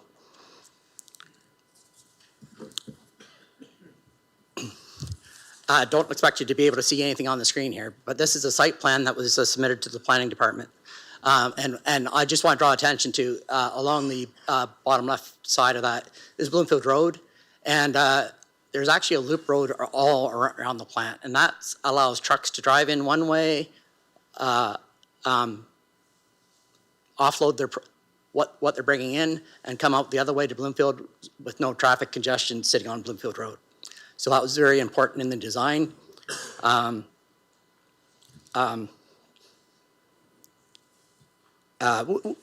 far as traffic, we're only anticipating about 5 trucks a day coming to this plant. This is the beauty of this plant. 90% of the product is actually being piped from Greenfield Ethanol or from our sewage treatment plant. So only about 10% of the input into the plant would be coming from truck, and Bloomfield comes straight off the 401, so very minimal impact on our community. The existing wastewater processes. So the back-end treatment processes and the sewage sludge handling method, so I'm going to get a little bit gross here, a little bit here too, require significant capital renewal over the near term. And some of these processes contributed to higher operating and maintenance demands and odor concerns associated with the drying fields. So on the map to the left, I know it just looks lines if you're looking from far away, but that's about 5 acres of sewage sludge mechanically put into rows or mounds and windrows up and down that field. And this is an overhead picture. If you happen to venture down Erwin Street in the summer, perhaps on a warm day or after a rain, you may be very familiar with the odor and perhaps flies and other things in that area. You know, maybe I should be even more graphic. Rows of steaming human waste drying in a field. Once it's dried enough, it's then trucked to the Ridge landfill, where it's buried forever. There's energy lying in that field. A lot of energy, a lot of money lying in that field that we're trucking to a landfill.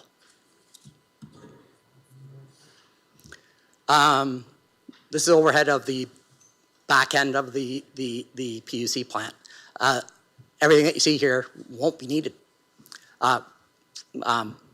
We might save a tank or two as backup capacity for flooding or any other issues, but overall they can be most of it can be decommissioned, saving that $25 million of investment. So that that currently 1.1 billion on that capital plan we can reduce it by 25 million and perhaps even more. Plus it's that operating cost season savings.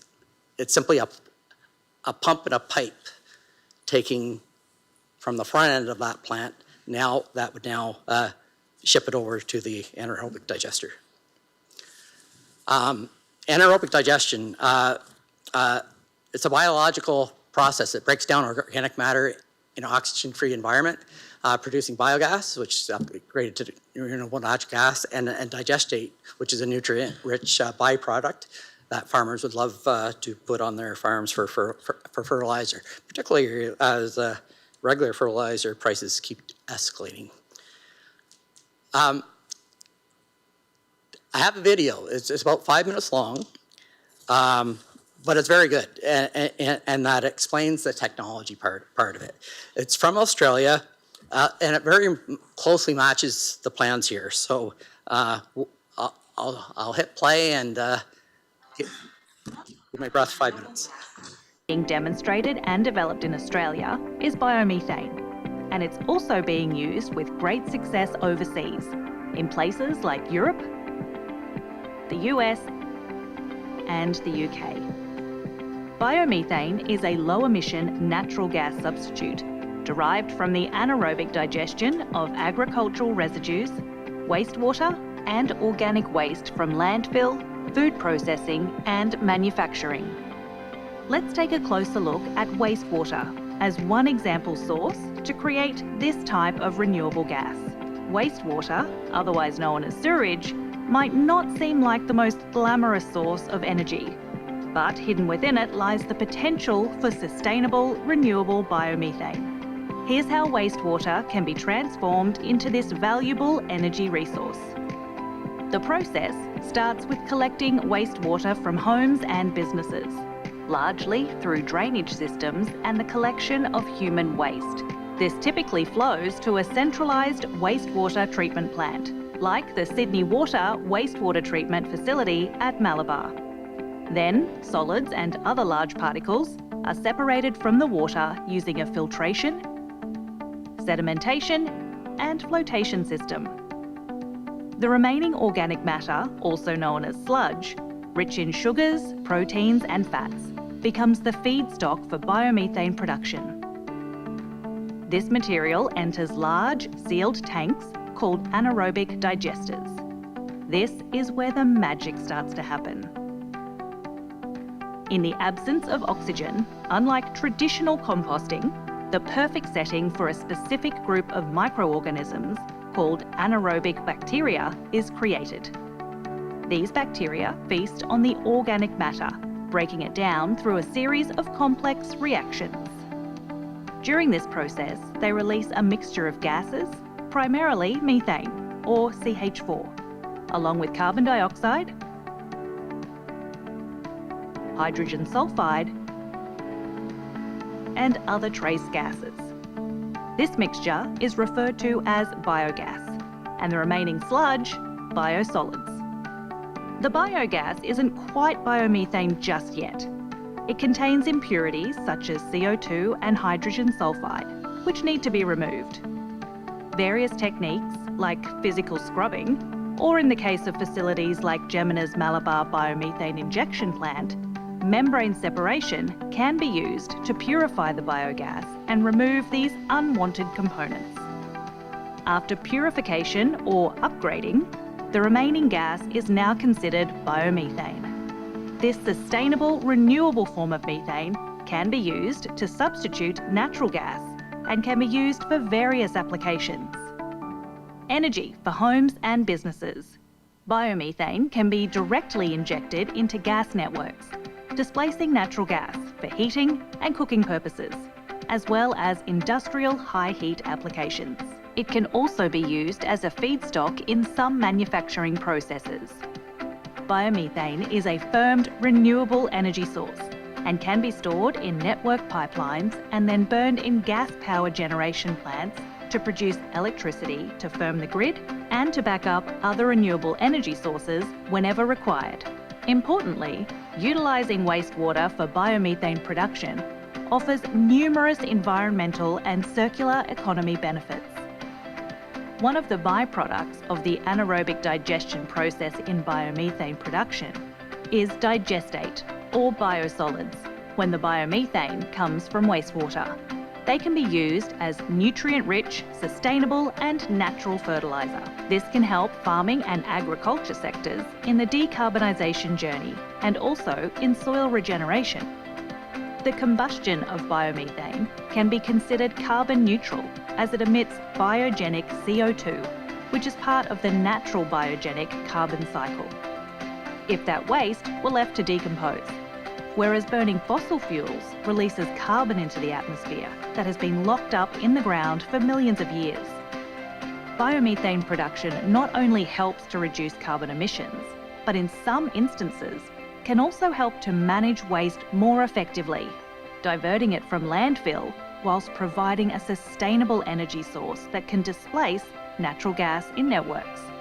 Creating renewable gas from waste, it's all part of the big picture.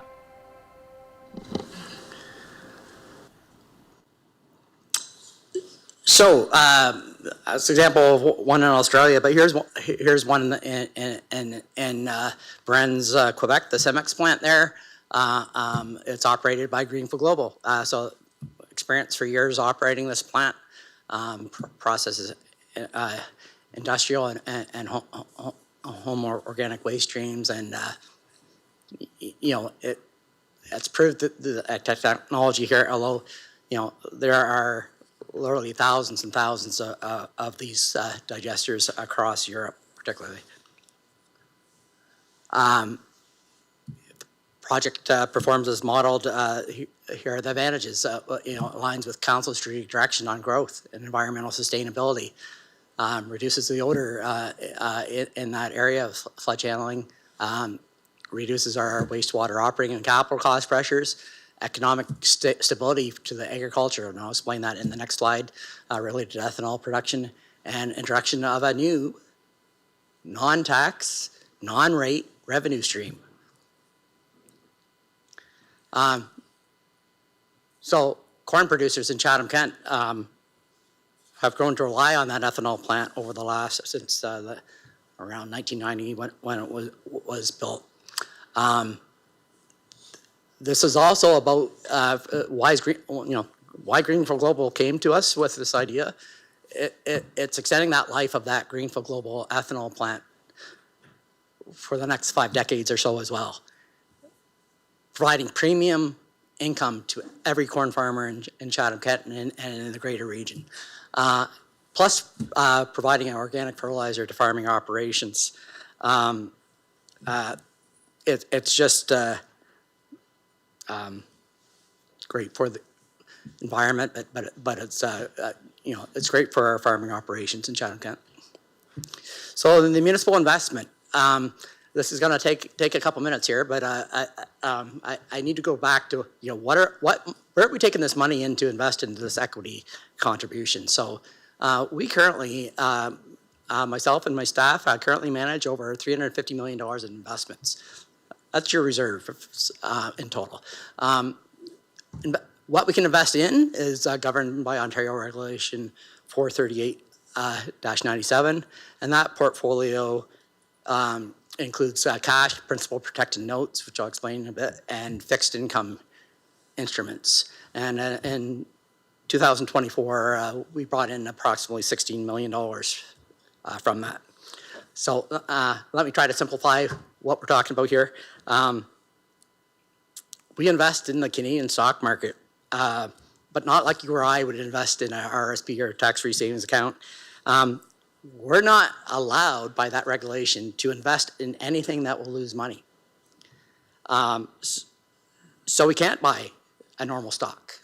So the financial industry has provided us principal protected notes. And so, for example, instead of investing in a Canadian bank, we invest in a note that invests in that Canadian bank, but it also hedges against losses. Using various financial tools. So we don't get the high returns that you might have experienced in your RSP or any savings investment account, last year, for example. But we have zero risk of losing any money either. And so the worst we could have was zero returns. So in 2024, that 16 million is around a 6 to 7% return. A lot better than a GIC. GICs are around 3% right now. So not bad for guaranteed investments. And at the AD plant, what we're recommending is just taking $16 million of that $350 million portfolio, or about 4.5% of it, and investing that in the equity portion of the AD plant. So to be clear, I'm not talking about taking money out of a specific reserve, not the PUC reserves, not a bridge reserve, not a road reserve. It's simply part of our investment plan. Over its 50-plus year lifespan, we have financial models that demonstrate we're making much higher returns than that 7%. And we'll get into details on that on the 27th. But overall, we anticipate to be making significantly more, particularly after the first decade, where we have to pay back around $90 million of debts and repayable loans on the project. By year 16, the project's debt-free, and the income dividends to councils to do whatever great things they want to do with that. We'll be increasing even more from year 16 to 50 and onward.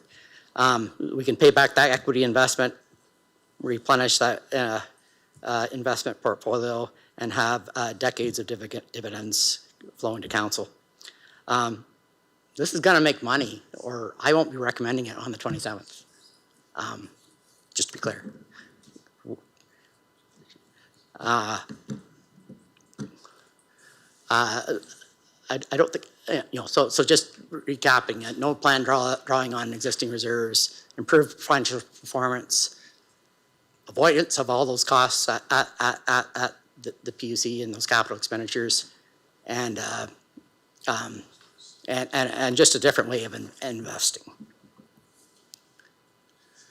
So what have we invested to date? Council, through previous reports, authorized $1.5 million into this project already. But we've also had significant staff time invested as well. Both Darren Galbraith from the PUC and I, and Tim Sutherland, previously, multiple meetings were now often they were every month, but now they're every week and multiple times a week for the last year. Greenfield, as a larger shareholder and the technical experts, has invested in even more. And even more than that, they fronted the purchase of the land at 175 Bloomfield, so we could make a plan with a property in mind that's extremely conveniently adjacent to both our properties, so the piping's very short to go into there. We're lucky that that lot was on the market, and Greenfield Global wisely snatched it up. So in total, there's been about $8.5 million invested between both parties in this, provided that we deliver a viable project that meets the operational needs of both the Greenfield Global Board of Directors, the Public Utilities Commission, and Council on April 27th. We're expecting support from all our governing bodies in April this year. Project financing, I talked about this last week, about $160 million project. It's coming in below that. Our investment will be under $16 million. Upper level funding at about $60 million and debt at $60 million.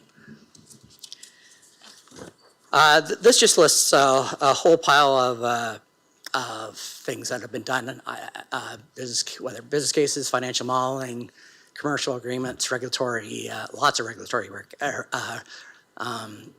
risk and insurance reviews. We got the project schedule. We're pretty well through the financing. Community engagement, this is through the Planning Act. Notices have been sent to neighboring properties and the governments and approval frameworks. Right from the beginning, might have been the mayor's suggestion actually, don't just trust your CFO, have somebody else take a look too. So we have engaged Deloitte to retain, we've retained them to conduct an independent review of all those capital costs assumptions, operating cost assumptions, and the financial model. They have that in their hands right now. I'll have their, there'll be lots of meetings over the next 2 weeks, and I'll have their written recommendation on about the second week of April, and that'll be presented to council as part of that report. Tonight, council received, we didn't get all the way through it, but we received legal advice related to the government structure, ownership model, and shareholder terms. And the next steps is at the April 27th council meeting. There will be a portion that will be in closed session as far as the financials. That's more related to specific contracts and things that we may not be able to talk about publicly, but the goal is to get anything possible into the open report. It will have the go, no-go recommendation, high-level financial information to the Deloitte review, and some zoning considerations and a long list of other recommendations. It'll probably be like 3 pages of recommendations when they get this written. Timeline. We still got a lot of work to do. We needed this go, no-go decision by the end of April because of the upper level government's requirements. We can't put this off any longer. The Clean Fuels Fund particularly needs to know, they committed $45 million to this project. They need to know that this is going forward, or else they can pull the funds and put it towards somebody else's project. And so they've, we have a deadline of end of April to decide if we're going ahead with this. So that's why it's definitely on the April 27th council meeting. We're about 90% engineered. We'll continue that through the fall. We'll get out tenders. We'll get the equipment mainly bought from Canadian and European providers and shipped on our timeline, so everything can feed into that construction duration of about 18 months. Just to mention, USA tariffs are really not a factor on this project. It's 99% of this is made in Canada or Europe. Yeah, so should be commissioned and operating by late 2028. Ended my presentations. I did want to mention to the public listening tonight, I'd appreciate hearing your comments on this exciting project. And you know, the goal here is to lower your taxes and wastewater bill. And I invite you to visit the Let's Talk Chatham-Kent page that we set up. It's live right now. Just go to the Let's Talk CK and you'll find it there. Or there's the on the screen we have the path. Thank you for the time to provide this education, and I'd be happy to take any questions. Darren Galbraith is also here if you have a question about the PUC back-end operations. Councillor Story. Thank you, Mr. Chair. Thank you, Gord, for that detailed presentation. I really appreciate all the effort that you and Darren and the team have invested into this. Clearly, it's substantial. I was with you and the municipal team, and we went to Quebec at the beginning of this term to learn more about this project, and I will say it was extremely interesting, extremely innovative, and I like the fact that we're considering these innovative opportunities for our community. I have a few questions about the public consultation piece and some of the financial piece and the timing. Some of the concerns I've heard so far, and I personally live downwind of the ethanol plant most of the year because it was built in the location that the municipality is downwind, but based on the prevailing winds. And unfortunately, the odors of the current site are problematic. So will we be able to put in the guaranteed safeguards to ensure that any odor from this facility would be contained? And if there are concerns, those will be mitigated by the management team or what have you. I think that's a really important piece because that is a genuine quality of life issue for the people who live in the area of that current location. Thank you. Thank you, Mr. Mayor. Absolutely. Odor management is high on their priorities. The engineering team has put in, there's been millions and millions of dollars into enclosing the entire area, negative pressure, bring it through filter systems. It's gotta smell less than that current field that I just showed you, or else why would we do it, right? This will be an improvement in air quality in the area. Again, it's nothing to do with the actual ethanol plant that you know, it's continuing to operate, but the waste from both of the plants, it's all self-contained and scrubbed. Great. That's very good to know. The next piece would be about sort of the risk management, and I'll list 5 very high-level considerations I would have in voting for this, and I can email these to you too, but I'd love to learn more about the risk exposure for this, the financial viability of the project, the environmental and community impact, the accountability and transparency to the public, and the economic impact and job creation. And you may already have all of those prepared, but we didn't have this ahead of time tonight, so we're all sort of seeing it together for the first time, and there's a lot of great information, but I know I still need some time to process all of this. So in terms of the public being able to access this, will we be able to have some of this information ahead of the April 27th meeting? I know there's a lot we're going to be discussing that night, and would it be possible, I know in previous projects of proposals of this scale, we've gotten the information ahead of time. So if there was any way we could do that for this time, I think it's an important enough proposal that the public and council could use a little extra time to review it. Thank you, Mr. Mayor. Best efforts will be made to get, when the report's done, let's get it posted on our website. I'm not committing to this date because there's 4 months of work to do writing reports in 2 weeks now. So there's ideally the Monday before, 1 week in advance on April the 20th. That would be the very earliest, rather than the regular Thursday release to the public. I would work with the clerk's office to see if we could get that report and the background information posted as soon as it's all available. Thanks, Gord. And then just final 2 questions. In terms of the risk, we heard a lot of really encouraging information about all of the advantages, like the pros of this proposal, but we haven't heard as many of the challenges and potential risks. So if you can share that tonight, great, but if you can prepare that for us for the next report, what are we looking at in terms of risk management for cost overruns, debt servicing, and operational underperformance? Because I think a big question mark for me is, this is all relying on the fact that we are expecting the customers to be there for this product. And I haven't seen that yet. And we very well, might be a very high demand proposal. I know in Varennes, they have 30 municipalities that use their service. I'm just not sure, I'm not seeing that information yet to know how comfortable we can be right now with the customer need for this product, and have we done any of that analysis yet? Thank you. Yeah, we've done a tremendous amount of work on that. A lot of it will be in the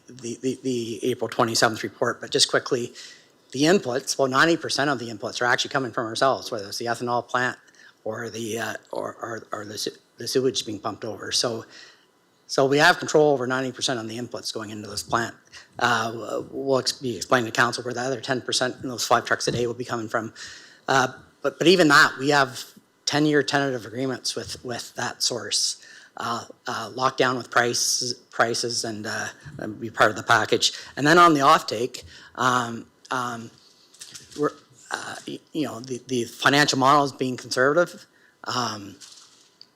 We'll get into those details much more on the 27th, but we've been ultra conservative on our pricing, our quantities, our everything, that a worst case scenario and still being successful.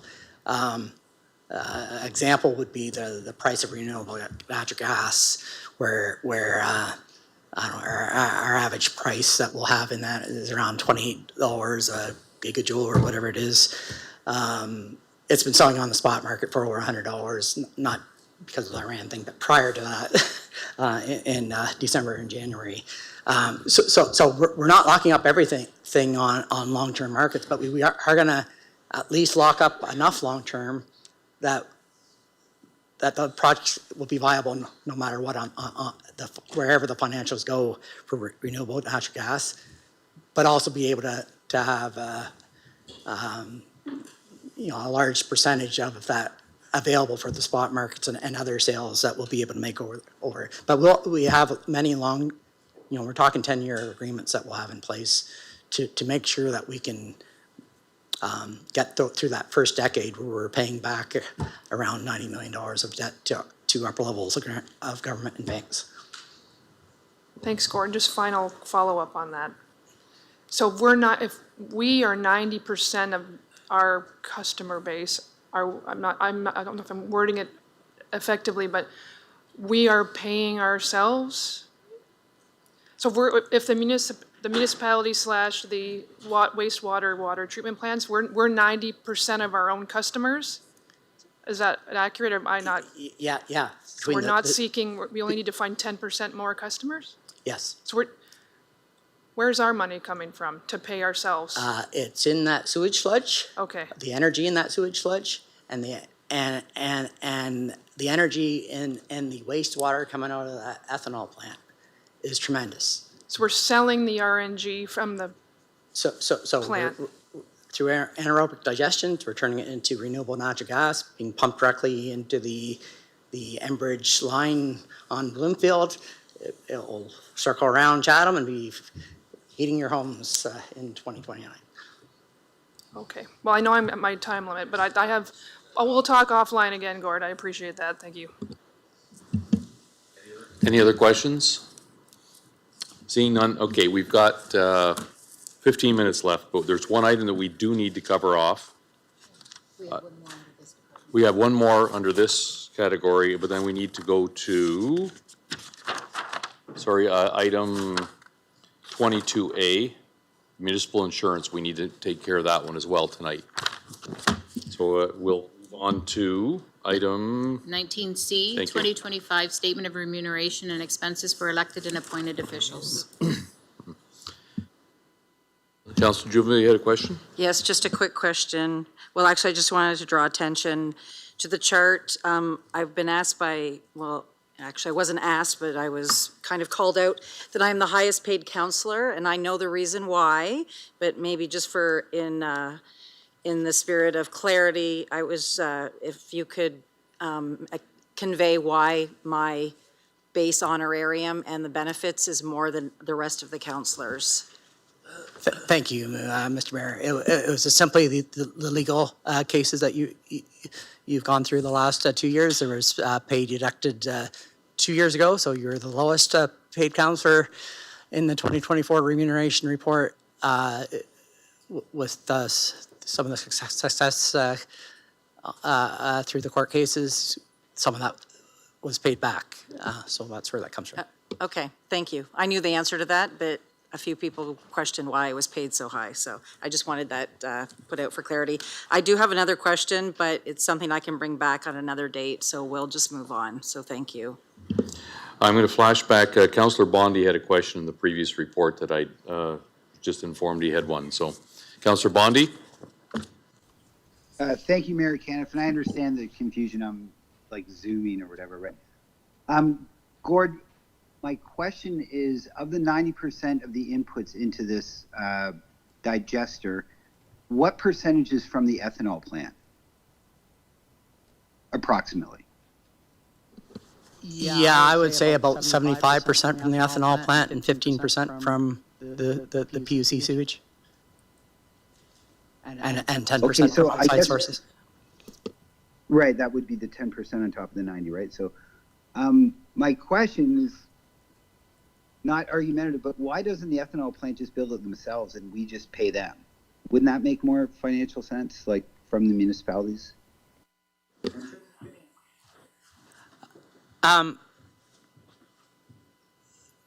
Where that could be an option, I think the real answer is I'd like this to make a lot of money that this council and this Public Utilities Commission can use over the next 50 years to build things in Chatham-Kent, whether it's increased capacity at the PUC or whether it's affordable housing or whatever else we need to pay for in that long list of that you just saw in the previous report. So it's a chance to be a moneymaker.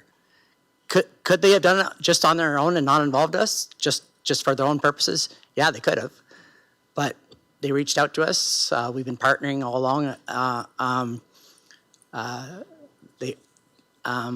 With the idea of Chatham-Kent being a 40% partner, so that we can lower your taxes.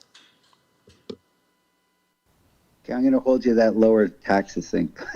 Now, my next question, Gord, is you just said a moment ago that this, what do we call what we're producing? Renewable natural gas? Is that the term? Correct. So a moment ago, you mentioned that that would be heating our homes, but a couple of meetings ago, or maybe just the last meeting, I think you had mentioned that Ontario is not allowed to use this and it has to go to Quebec. So I'm a little confused on that one. Yeah, so it's the same, I'll try to explain it a little bit further. It's the same molecules. It's natural gas. It just, instead of being pumped over from out west into the Enbridge pipelines and over, we're taking these two wastes that we currently have and getting that energy out of that. So natural gas is natural gas. This is renewable natural gas. The market, the financial market, isn't as mature in Ontario as it is in Quebec and British Columbia. So the paper market and the ultimate buyer of the renewable natural gas, on paper, it will be in either BC or Quebec, but and they're ready to enter into. The demand is so high, they're ready to enter into long-term agreements. But remember, gas is gas as far as what heats your furnace in your house. It doesn't matter whether it's renewable natural gas or regular natural gas. It's the same molecules we're talking about. So we don't have to build a pipeline to Quebec to sell it to them. We just pump it into Bloomfield Road into the Enbridge pipeline. It's not a specialized product. Sorry, I just wanted to clarify that. So what they do, they come and buy the gas here, but they don't have to transport it. They have markets here. Otherwise, if they didn't buy this, they have to pay transportation from wherever they're getting the gas from out west to here. It makes it real easy for them just to buy it right here, coming off that pipe in there. So they save a ton of transportation. We can sell it at a higher price. And and of course, Enbridge is a partner in this too, in that they're facilitating that transaction, of course, to make some money as well. It's a win-win-win scenario for all the parties from a natural gas perspective, yes. So, sorry, not to belabor it, but Ontario is not, we're not able to use this gas. Is there any reason why? Like, gas is gas, I understand that, it all flames up, but we can't use that renewable natural gas in Ontario, is that correct? So it'll be used in the pipelines. Like I say, it'll be pumped right into your Chatham pipelines, gas lines. So it's going to be used, but the paper transaction, the market is not set up in Ontario. There's no regulatory board set up in Ontario to deal with it. We're just a decade behind BC and Quebec on this. It's not a risk at all. We're able to, we're dealing with other areas of Canada and are able to enter into those long-term contracts. But it's only the paper part of that transaction that will be flowed through either BC or Quebec. To clarify, an Ontario company can't buy it, but a Quebec company or a BC company can. So they just haven't got the regular, it's confusing, but that's what effect is happening. So you have a BC or Quebec company buying it and immediately selling it, because it's the same, you'll never notice the difference in the natural gas. It's just because of the, as you point out. Even more confusing than that, like a Stelco steel plant in Hamilton, for example, can go to Quebec or BC into those markets and buy that renewable natural gas to make their steel operations more cleaner. It's a worldwide market, not fully developed across Canada. Is that correct? Like, we are able to burn that gas in Ontario, but we can't purchase it in Ontario? So someday, for example, on your Enbridge house bill, you may have the selection of whether do you want to buy regular natural gas or renewable natural gas. It's still coming down the same pipe down the road. It's the exact same molecules, remember. It's no difference. But you have that with electrical markets right now. The data centers that are being built across the world, often they say powered by green energy. Well, it's all flowing through the grid. It's the same electrons going down an electrical grid. So think of it, it's similar to that. The electrons go where they're needed. It's the paper transaction that is the other side of it. So when you say paper transactions, does that mean it's just not legislated properly in Ontario? Is that like the stumbling block that we have to send it to Quebec, buy it from Quebec, and then ship it back to Chatham, Ontario, or Dresden, or Wheatley? Is it just a legislative loophole? Yes. That maybe somebody should write a letter to Doug Ford? Just not a mature market yet. Yep. All Yes. right. Okay, we'll move on to item 22, 22A. 2026-2027 municipal insurance renewal.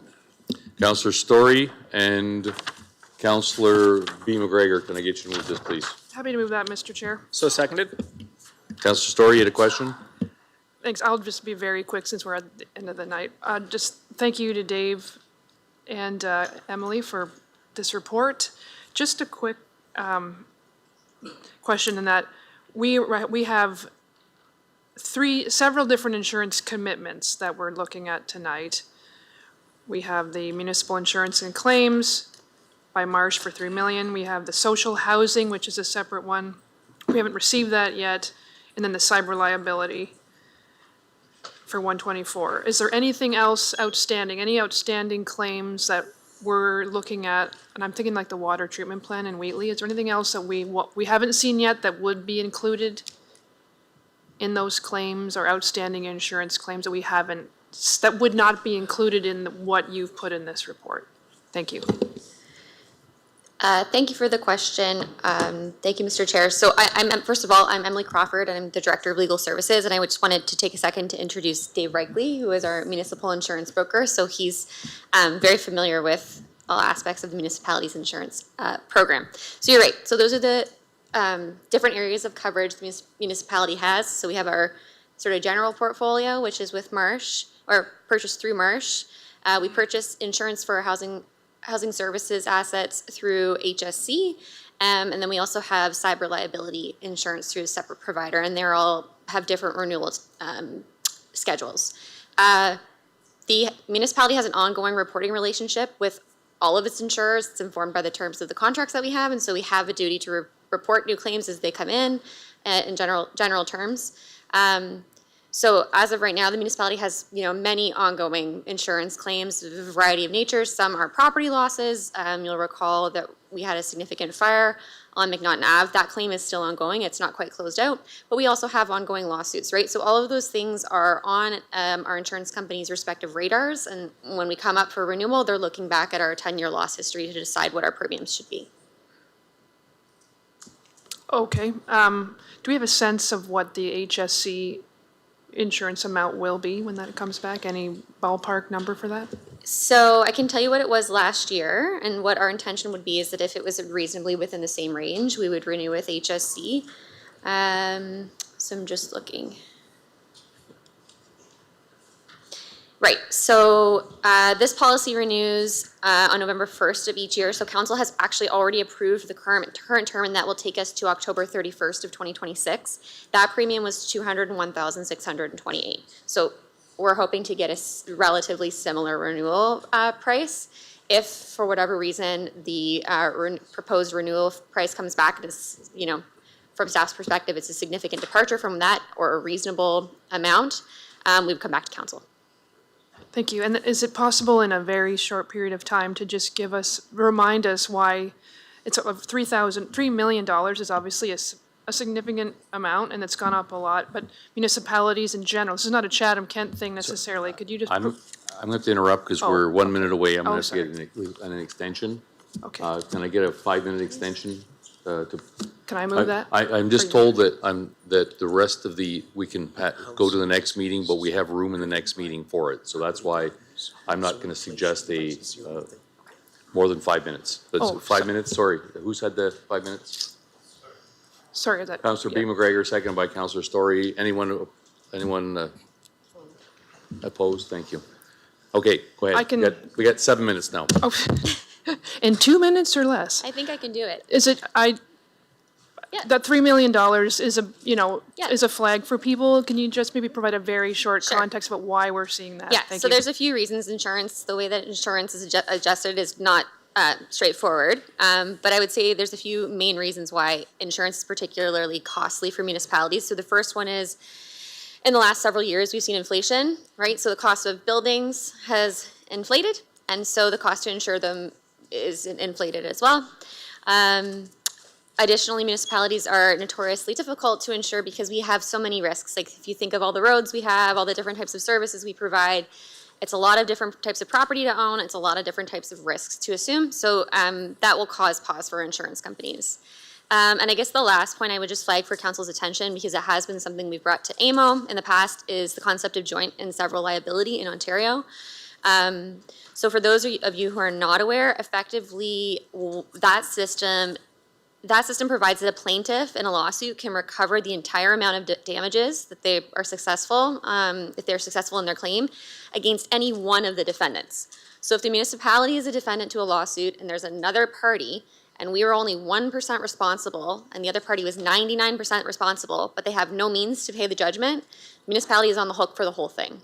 And so that is a problematic system in Ontario for municipalities because, again, that creates a significant risk for insurance companies, right? So when we get a claim, that's the first thing we're paying attention to is are there other insurance policies to contribute, because that is a reality for municipalities. So I say those are probably the three biggest indicators right now of why our costs are so high.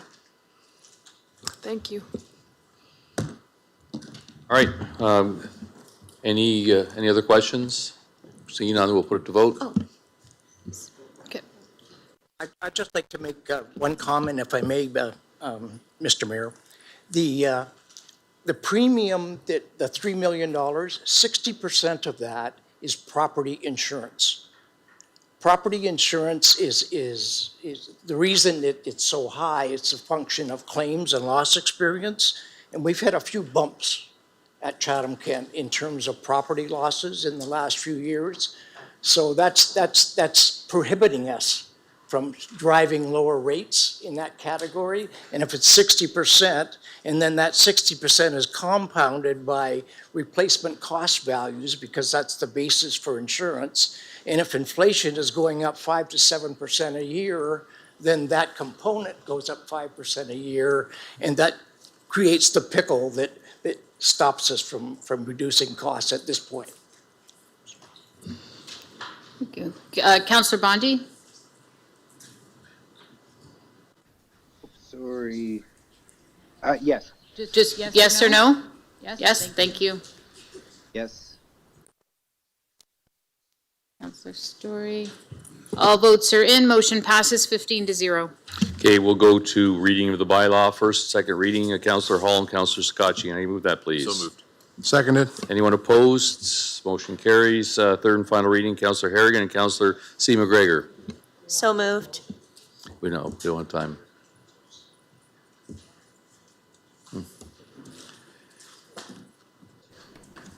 Sorry, second? Okay, anyone opposed? Seeing that, okay, Councillor Hall, can I get you to wrap it up, please? I move that Chatham-Kent Council adjourn to its next meeting to be held on Monday, April 13th, 2026, and that Chatham-Kent Council authorize itself to meet in closed session on that day to discuss any matters permitted by the Municipal Act. I'll back it up. I didn't know. Okay, sorry, there's one notice.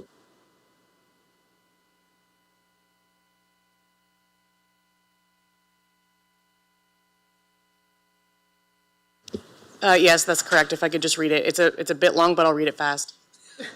I promise. Yes, we can. Okay, whereas Bill S-206, an act to develop a national framework for a guaranteed livable basic income, is currently being considered by the Standing Senate Committee on National Finance after passing second reading in November 2025. Whereas Bill S-206, if passed, would require the Canadian government to thoroughly consult with all relevant parties to determine how a basic income should work and be implemented for each region in Canada.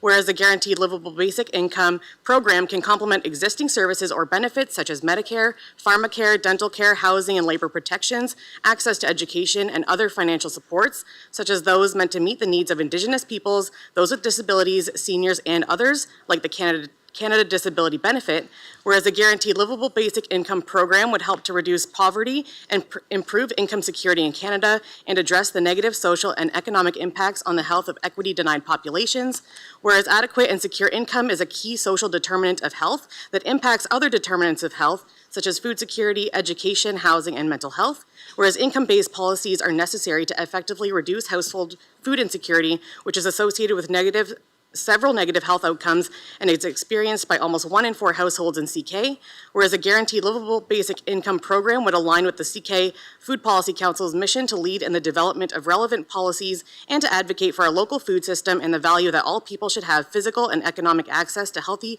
culturally diverse local food, and whereas the Chatham-Kent Food Policy Council has written a letter of support for the passage of Bill S-206 to the Senate of Canada, therefore be it resolved that the Mayor and Council of the Municipality of Chatham-Kent support the advocacy of the CK Food Policy Council in support of the passage of Senate Bill 206, and that the Mayor create a resolution requesting action based on the motion to be sent to the federal government, and the resolution with a request for support be sent to FCM to distribute to all municipalities across Canada. Okay, we'll need a 2/3 vote first to deal with it tonight. Councillor McDonald. Oh, sorry, okay, sorry, I thought it was, okay.